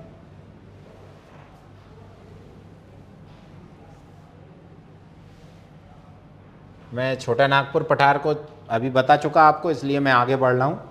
बस्तर का पठार है ये नीचे। फिर मेन है आपका यहाँ पर महाराष्ट्र वाला रीजन। तो महाराष्ट्र वाले रीजन में आपको क्या करना है, 4 चीज़ें हमेशा ध्यान रखना। ये क्वेश्चन पूछा गया है क्या, एक अजंता, सतमाला तो देख लेना, बालाघाट, हरिश्चंद्र, इनका उत्तर से दक्षिण का क्रम पूछा गया है, ठीक है ना। तो आप इसको याद रखिएगा। दूसरा, महादेव पहाड़ियाँ, अच्छा क्वेश्चन है, यूपीएससी ने और एमपीपीएससी ने दोनों ने पूछा है इसको एक एक बार, ठीक है ना। और ये जो है आपका सतपुड़ा है। तो सतपुड़ा का जो रीज़न है वो 7 पुत्र, किसके, विंध्याचल के 7 पुत्र कहलाते हैं सतपुड़ा, सतपुत्र सतपुड़ा, ठीक है ना। उत्तर से दक्षिण में, उत्तर से दक्षिण में अजंता, सतमाला, बालाघाट, हरिश्चंद्र, इनमें से हरिश्चंद्र कहाँ पर है ऐसा। तो अजंता में वही जो आप याद रख सकते हैं, अजंता पर्वत जहाँ पे अजंता की पहाड़ियाँ हैं, केव्स ऑफ अजंता है। गोदावरी नदी जो है कहाँ से निकलती है, ये रही गोदावरी नदी जो है, आप याद रखिएगा बालाघाट और अजंता या सतमाला के बीच में है। तो बालाघाट हरिश्चंद्र नीचे है जबकि ऊपर है सतमाला, ठीक। ज़्यादा कुछ विशेष नहीं है यहाँ से, ये ही क्वेश्चन आया हुआ है बस। आगे बढ़े। तेलंगाना चर्चा में है नहीं, ज़्यादा कुछ विशेष नहीं है। आपको बस इतना सा याद रखना है कि यहाँ पर जो है ये जो प्लेन वाला हिस्सा दिख रहा है, इस प्लेन पे से ही क्वेश्चन ज़्यादातर पूछे गए हैं, ये वाला, ठीक। तो ये गोदावरी नदी है और ये कृष्णा। तो mouth of Godavari and mouth of Krishna, इन दोनों को संयुक्त रूप से KG के नाम से जाना जाता है, कृष्णा गोदावरी बेसिन, ठीक है ना। KG बेसिन के नाम से इसको जाना जाता है, जहाँ पर नेचुरल गैस के रूप में हमें ज़्यादा बार बार खबरें सुनाई देती हैं। तो वो यहाँ से आप याद रखना है। पेट्रोलियम जैसी चीज़ें भी यहाँ पर हैं, गैस भी है, सब कुछ अच्छा अच्छा मिल रहा है यहाँ। ये जो है मैदान है, जबकि दोनों नदियाँ पठार से आ रही हैं, कुछ सेडिमेंट करके लाती हैं यहाँ पर जमा कर देती हैं। अच्छा, जब हमने पढ़ा था ऊपर नर्मदा और ताप्ती, तो नर्मदा और ताप्ती जो हैं वो डेल्टा नहीं बनाती हैं, यही क्वेश्चन मैक्सिमम पूछा गया है। एस्चुरी बनाती हैं, हिंदी में एस्चुरी को बोलते हैं ज्वार नदमुख। क्या बोलते हैं, ज्वार नदमुख। तो एस्चुरी और डेल्टा में अंतर बस इतना सा होता है कि डेल्टा का फॉर्मेशन तब होता है जब सेडिमेंट्स या जो उसके साथ में मटेरियल लाया जा रहा है वो बहुत ज़्यादा मात्रा में हो। क्या बोल रहा हूँ मैं, जब बहुत ज़्यादा मात्रा में सेडिमेंट होते हैं तब वहाँ पर डेल्टा बनता है। उसका फॉर्मेशन मैंने आपको बताया वो डेल्टा के फॉर्म में रहता है इसलिए। जबकि दूसरा बोल रहा हूँ मैं आपसे एस्चुरी, तो एस्चुरी जो है वो डेल्टा की तरह नहीं बनती है। वो कैसी बनती है, चूँकि मटेरियल ही नहीं है ज़्यादा। मटेरियल है, ऐसा कोई नहीं हो सकता नदी के साथ में कभी भी कि वो मटेरियल लेके ना जाए, लेके तो जा रही है, लेकिन यहाँ पर जो है प्लेन नहीं है, यहाँ पर रॉकी सरफेस है, जिसके कारण नदी वो फॉर्मेशन कर ही नहीं पा रही है जैसा कि अदर एरिया में अन्य नदी के द्वारा जहाँ सेडिमेंट ज़्यादा ले जाया जा रहा है वहाँ पर हो रहा है, ठीक है ना। तो इस तरह से यहाँ पर थोड़ा सा अंतर आता है। लेकिन जब हम डेल्टा के भी अंदर जाते हैं, डेल्टा के अंदर मतलब हम डेल्टा के टाइप पढ़ते हैं, तो वहाँ पर एक टाइप डेल्टा का ये भी आता है एस्चुराइन डेल्टा। एस्चुराइन डेल्टा मतलब ज्वार नदमुखीय डेल्टा। तो उसमें ये कहा गया है कि ऐसी कोई नदी है ही नहीं जो डेल्टा नहीं बनाती है, यानी कि हम उस एस्चुरी को जिसे हम ज्वार नदमुख के नाम से जान रहे हैं वो भी एक डेल्टा का ही, वहाँ पर भी डेल्टा बन रहा है, लेकिन वो इतना कमज़ोर और अस्थायी डेल्टा होता है कि हम उसे बहुत बड़े स्तर पे नहीं जानते हैं, मतलब वहाँ मटेरियल फॉर्मेशन बहुत ज़्यादा नहीं हो रहा है। तो हम वहाँ उसको किस नाम से जानते हैं?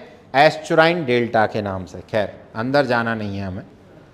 तो बात वहीं आके रुक जाती है कि भैया ये जो पठार पर्वत हैं इनका क्या करना है? इनका कुछ नहीं करना है, इनको बस इतना ही करना है कि ये किस राज्य में है, उनका क्रम क्या है, बस। और यही मैक्सिमम टाइम पे आया हुआ क्वेश्चन है। इनका स्टेट पता होना चाहिए और इनका नॉर्थ साउथ या साउथ नॉर्थ जो भी इनके क्रम है वो हमें पता होना चाहिए। अरेंजमेंट हमको करना ही करना है, नहीं करोगे तो गड़बड़ हो जाएगा। चलिए अब हम आते हैं इधर पे।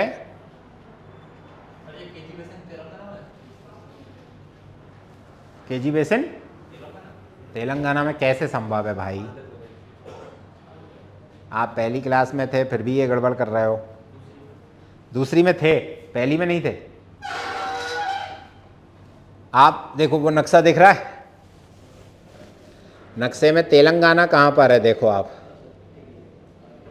लैंड लॉक्ड स्टेट है तेलंगाना, तो वो इस तरह का डेल्टा तो केजी बेसिन वहाँ तो बनेगा ही नहीं। ठीक, तो उड़ीसा से लेकर आंध्र प्रदेश तक अगर आप देखेंगे तो यहाँ पर जो है डेल्टा बन रहे हैं छोटे छोटे, ज़्यादा बड़े नहीं हैं। लेकिन उड़ीसा में कौन सी नदी बना रही है? महानदी बना रही है। आंध्र प्रदेश में कृष्णा और गोदावरी बना रही हैं, जबकि तमिलनाडु में कावेरी बना रही है। बहुत बड़े स्तर पे नहीं बना रही हैं लेकिन बना रही हैं। ठीक, चलिए आगे बढ़ते हैं। तो यहाँ से कुछ पहाड़ियाँ हैं जिनको याद करना पड़ता है अपन को। 1 2 और कहाँ गई? ये रही जावड़ी शेवरॉय। मैं थोड़ा और ऊपर कर देता हूँ इसको।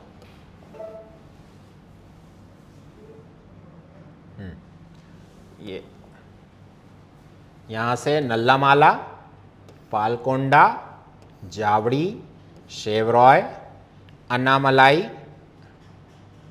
ठीक है ना, और नीलगिरी, ये कुछ इम्पोर्टेंट पहाड़ियाँ हैं।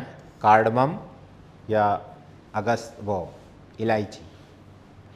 ठीक, ये 4-5 पहाड़ियाँ पहले याद कर लो, फिर इसके अंदर भी बहुत कुछ है। 8 का क्रम है, वो तो बहुत लंबा चौड़ा क्रम है। तो आपको ये याद रखना है कि भारत का जो 2 एरिया हैं, भारत का जो ईस्टर्न एरिया है और वेस्टर्न एरिया है, उसमें अभी हमने बात की कि ये जो इतना स्थान दिख रहा है आपको, ये तो प्लेन है, ये हरा हरा जो दिख रहा है ना, ये तो प्लेन है। ठीक है, प्लेन के जस्ट बगल में क्या है? प्लेट्यू है। लेकिन इस प्लेट्यू का अगर आप देखेंगे तो ये देखो कटा पिटा है ये वाला, जबकि ये रेगुलर है ना। तो यहाँ पर हम बात करने वाले हैं इंडिया के इस रीजन में, यहाँ से एक सिस्टम है जो कि कहलाता है घाट। क्या कहलाता है? घाट। घाट का मतलब क्या होता है आप जानते हैं? जैसे मान लीजिए बीच में नदी बह रही है, इस तरफ से ऐसी ढलान है और इस तरफ से ऐसी ढलान है, ऐसे ही होता है ना, और बीच में नदी होती है। तो आप नदी में उतरने के लिए दोनों घाट से नीचे उतरते हैं, ऐसा ही बोलते हैं ना अपन, घाट में जा रहे हैं, कौन सा घाट है वगैरह वगैरह। जी, गॉर्ज और घाट में कोई अंतर नहीं होगा, ऐसा नहीं है। देखो फॉर्मेशन ऐसा है उसका, रुक तो जाओ, अभी 2 मिनट तो रुक जाओ। तो मैं आपसे बात कर रहा था कि जब, अब आप पूछ ही रहे हो तो लो ऐसी बात कर लेते हैं। ये रहा माउंटेन, ठीक। अगर किसी कारण से ये टूट जाए,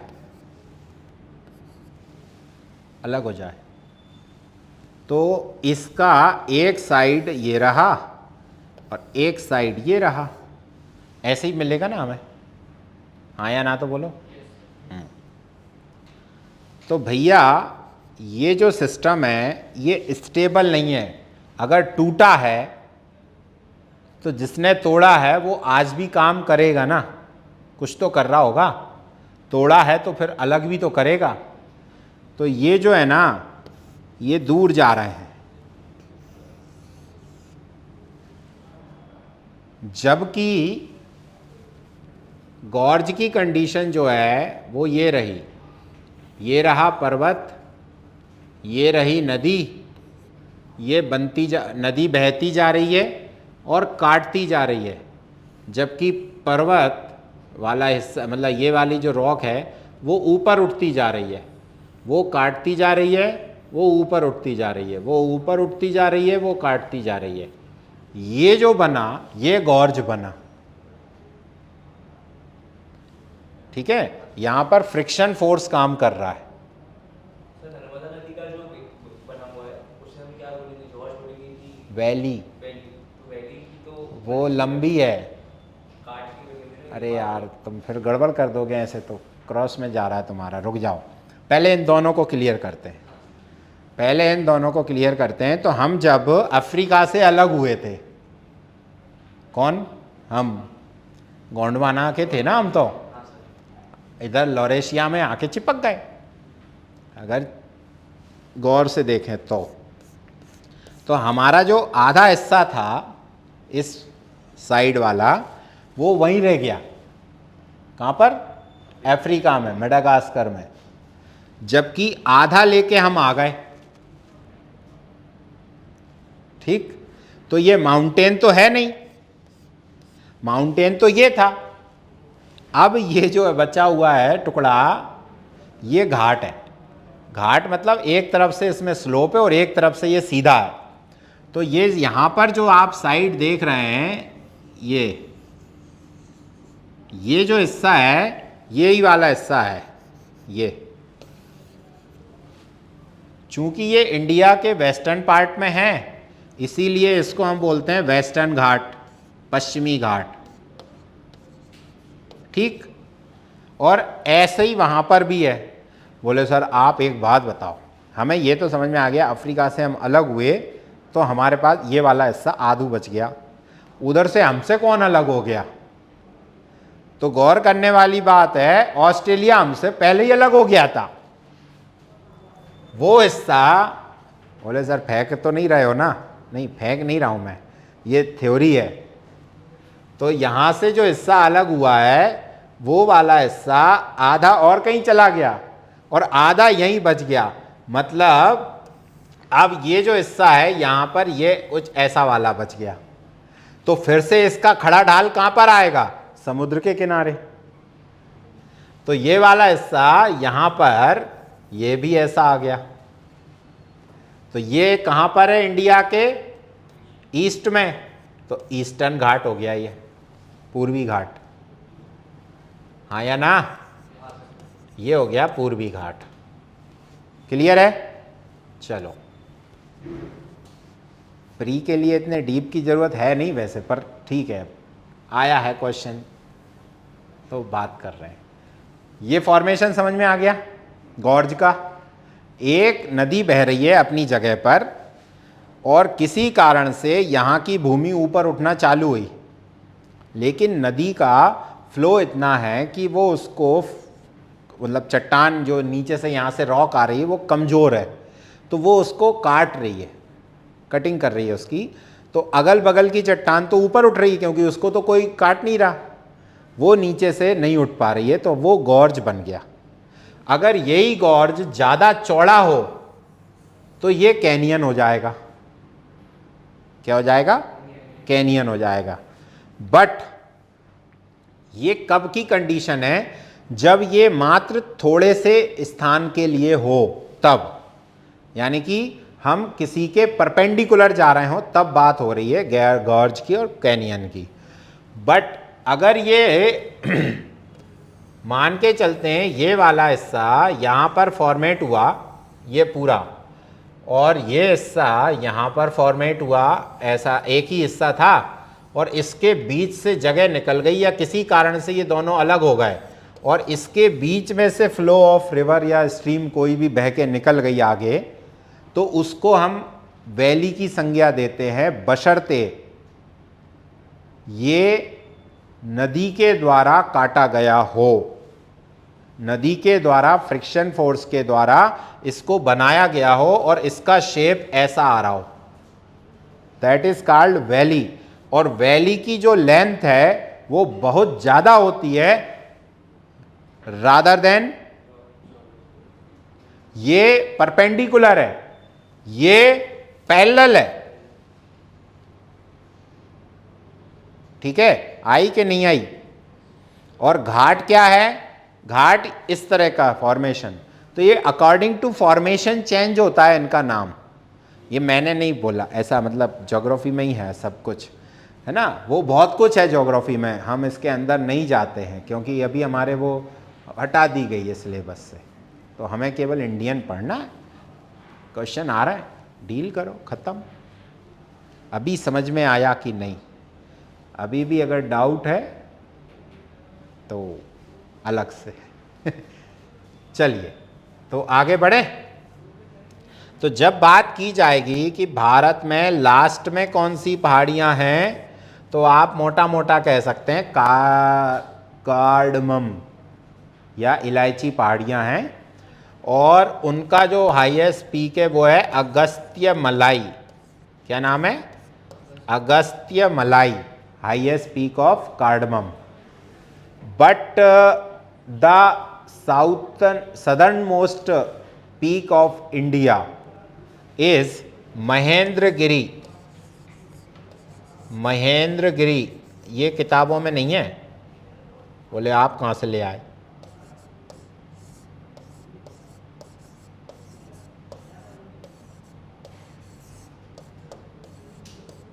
southern most peak of India, सबसे दक्षिण वाली चोटी जो है वो है महेंद्रगिरी। ठीक है ना। अब बात आ रही है, महेंद्रगिरी इंपॉर्टेंट क्यों बता रहे हो आप, ऐसा क्या है इसमें? तो जब क्वेश्चन आता है कि मानसून का डिवीज़न किसके कारण से होता है, जहाँ से हम मानसून की दो ब्रांचेस बना देते हैं, तो वो वाला हिस्सा जो है वो महेंद्रगिरी है, जहाँ से हम मानसून की दो ब्रांच बना देते हैं, एक वेस्टर्न बना देते हैं और एक ईस्टर्न बना देते हैं। तो ऐसा माना जाता है कि ये निचले वाले कोने से यहीं से टकराती है मानसून की धारा, मतलब कहा जा रहा है, वैसे तो सब जगह बह रही है। तो इसी के बाद में हम उसको डिवाइडर के रूप में जान लेते हैं, ख़त्म। जबकि दूसरा महेंद्रगिरी ऊपर है, जो वेस्टर्न घाट की सेकंड हाईएस्ट पीक है। ठीक है ना। पहली कौन सी है? अरोया कोंडा। ठीक है ना। चलो अब बात करते हैं यहाँ पर, तो वेस्टर्न घाट का हाईएस्ट पीक कौन सा है? अब बताओ। पश्चिमी घाट का सर्वोच्च शिखर कौन सा है?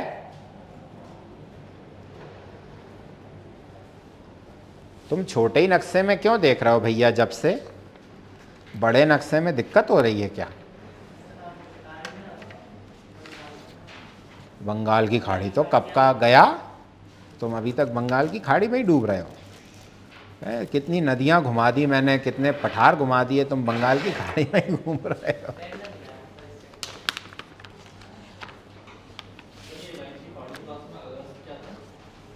इलायची पहाड़ियों का हाईएस्ट पीक था अगस्त्य मलाई। Agastya.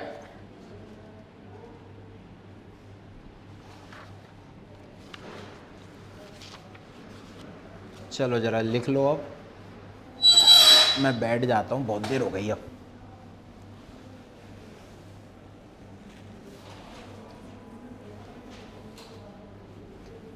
Highest peak of western घाट, पश्चिमी घाट का सर्वोच्च शिखर।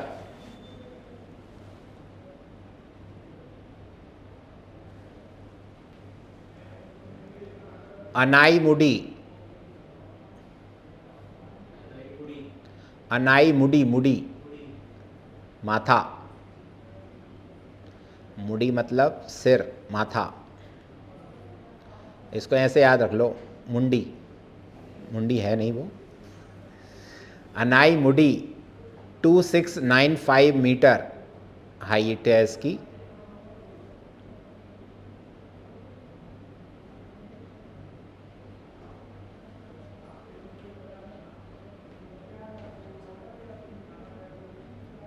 लिख लिया। The highest peak of Nilgiri is, Nilgiri का सर्वोच्च शिखर दोड्डा बेटा, दोडा बेटा, दोडा बेटा, बैठ जा बेटा, दोडा बेटा।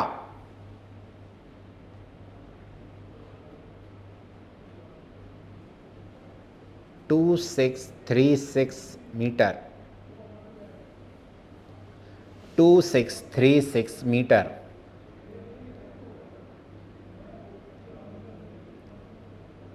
ठीक है, लिखिए। Highest peak of peninsular India, highest peak of peninsular India, प्रायद्वीपीय भारत का सर्वोच्च शिखर, ऑल्सो अनाईमुडी, अनाईमुडी है।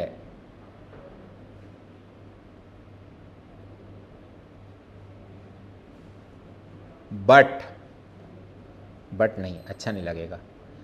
कार्डमम का हाईएस्ट पीक लिख लीजिए, अगस्त्य मलाई। कार्डमम हिल का हाईएस्ट पीक है अगस्त्य मलाई। इलायची पहाड़ियों का सर्वोच्च शिखर अगस्त्य मलाई।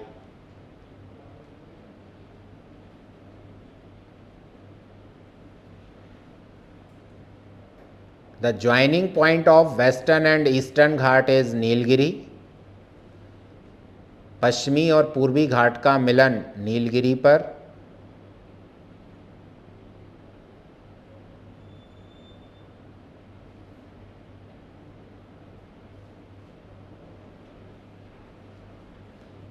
ठीक है, अगला लिखिए।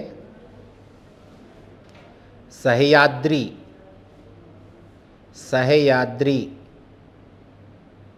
is northern part of western Ghat. Sahyadri western Ghat का, पश्चिमी घाट का उत्तरी भाग है। It divided into two part, northern and southern. यह उत्तरी और दक्षिणी भागों में विभाजित है।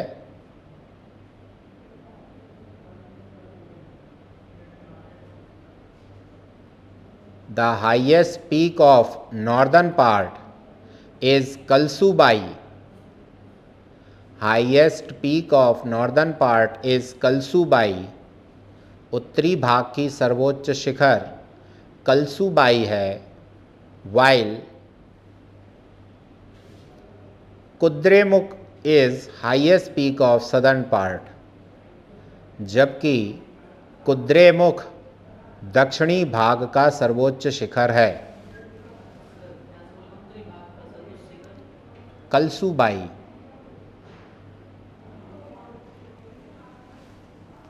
और दक्षिणी भाग का कुद्रेमुख।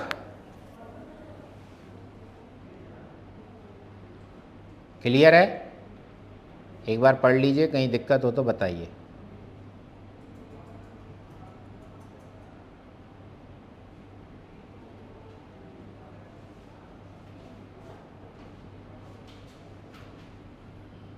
नेक्स्ट लिखिए। सर अनाईमुडी किस पार्ट में आएगा सर? नॉर्दर्न पार्ट और वेस्टर्न घाट की सदर्न पार्ट? क्योंकि वो अलग अलग हैं, कलसूबाई और कुद्रेमुख। वो केवल महाराष्ट्र के लिए। मुझे सह्याद्री की भी ऐसा। आप अपने डायग्राम बना लो। Sahyadri divided into 2 part, northern and southern.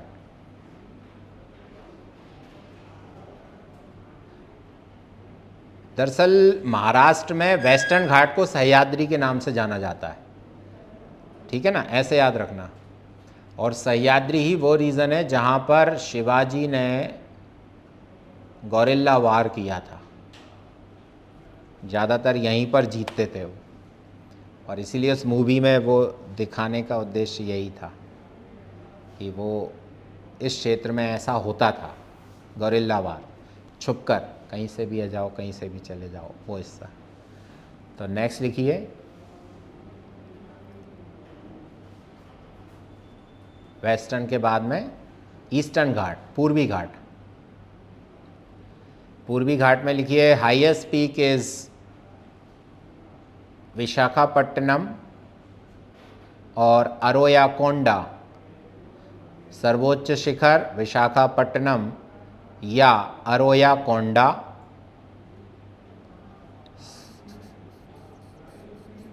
One 1680 metre, 1680 metre, Aroyakonda. Atlas में देखना आप, मिल जाएगा। Second highest peak is Mahendragiri. Second highest peak is Mahendragiri, और ये महेंद्रगिरी वो नीचे वाला नहीं है, ये उड़ीसा वाला है, Ganjam district. Next is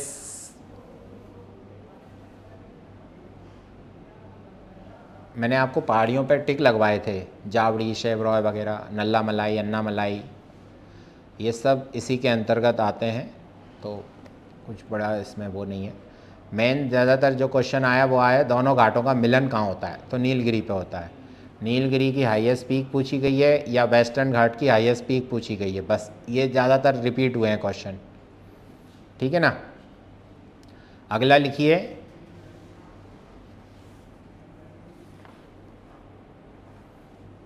Satpura.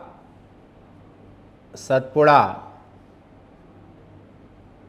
Highest peak is Dhupgarh. सर्वोच्च शिखर धूपगढ़, सिचुएटेड इन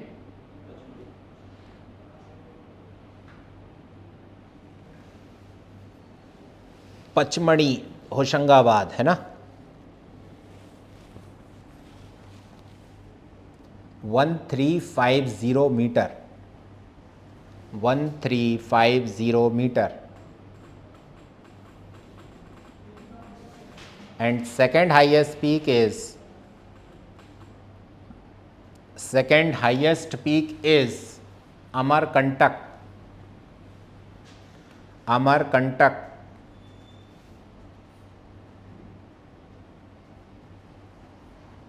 इसकी दो हाइट हैं अलग अलग जगह पर, तो एक लिख लीजिए 1066 और 1127 सेकेंड, मतलब डिस्टर्बिंग है, प्रॉब्लम है, जो भी आ जाए वो मान लेना। 1066 एंड 1127, ठीक। नेक्स्ट लिख लिए, इसी में क्या हो गया, सतपुड़ा स्टार्टेड पॉइंट और एंड पॉइंट लिखना है हमको, तो आप लेफ़्ट टू राइट लिखते जाइएगा। सबसे पहले लिखिए राजपीपला, राजपीपला कहाँ पर है ये, गुजरात से चालू होता है। Next Gwaligarh, Gwaligarh. Next Satpura. Next Mahadev. Next Maikal, left to right या west to east, Rajpipla, Gwaligarh, Satpura, Mahadev and Maikal, ठीक। नेक्स्ट लिखिए Rajpipla also divided into 4 part. Rajpipla 4 भागों में विभाजित है। First is Akhrani, Akhrani, Barwani, Bijagarh and Asirgarh. Akhrani, Barwani, Bijagarh, Asirgarh, ये राजपीपला का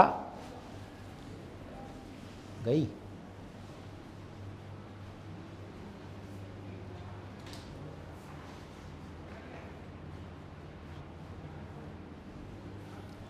लिखिए, आवाज आ रही है? हेलो,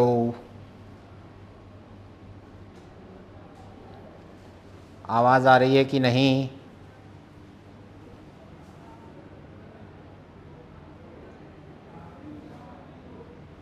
अच्छा, जनरली लोगों को ये पता है कि 3 के बाद में ज्वाइन नहीं होना है।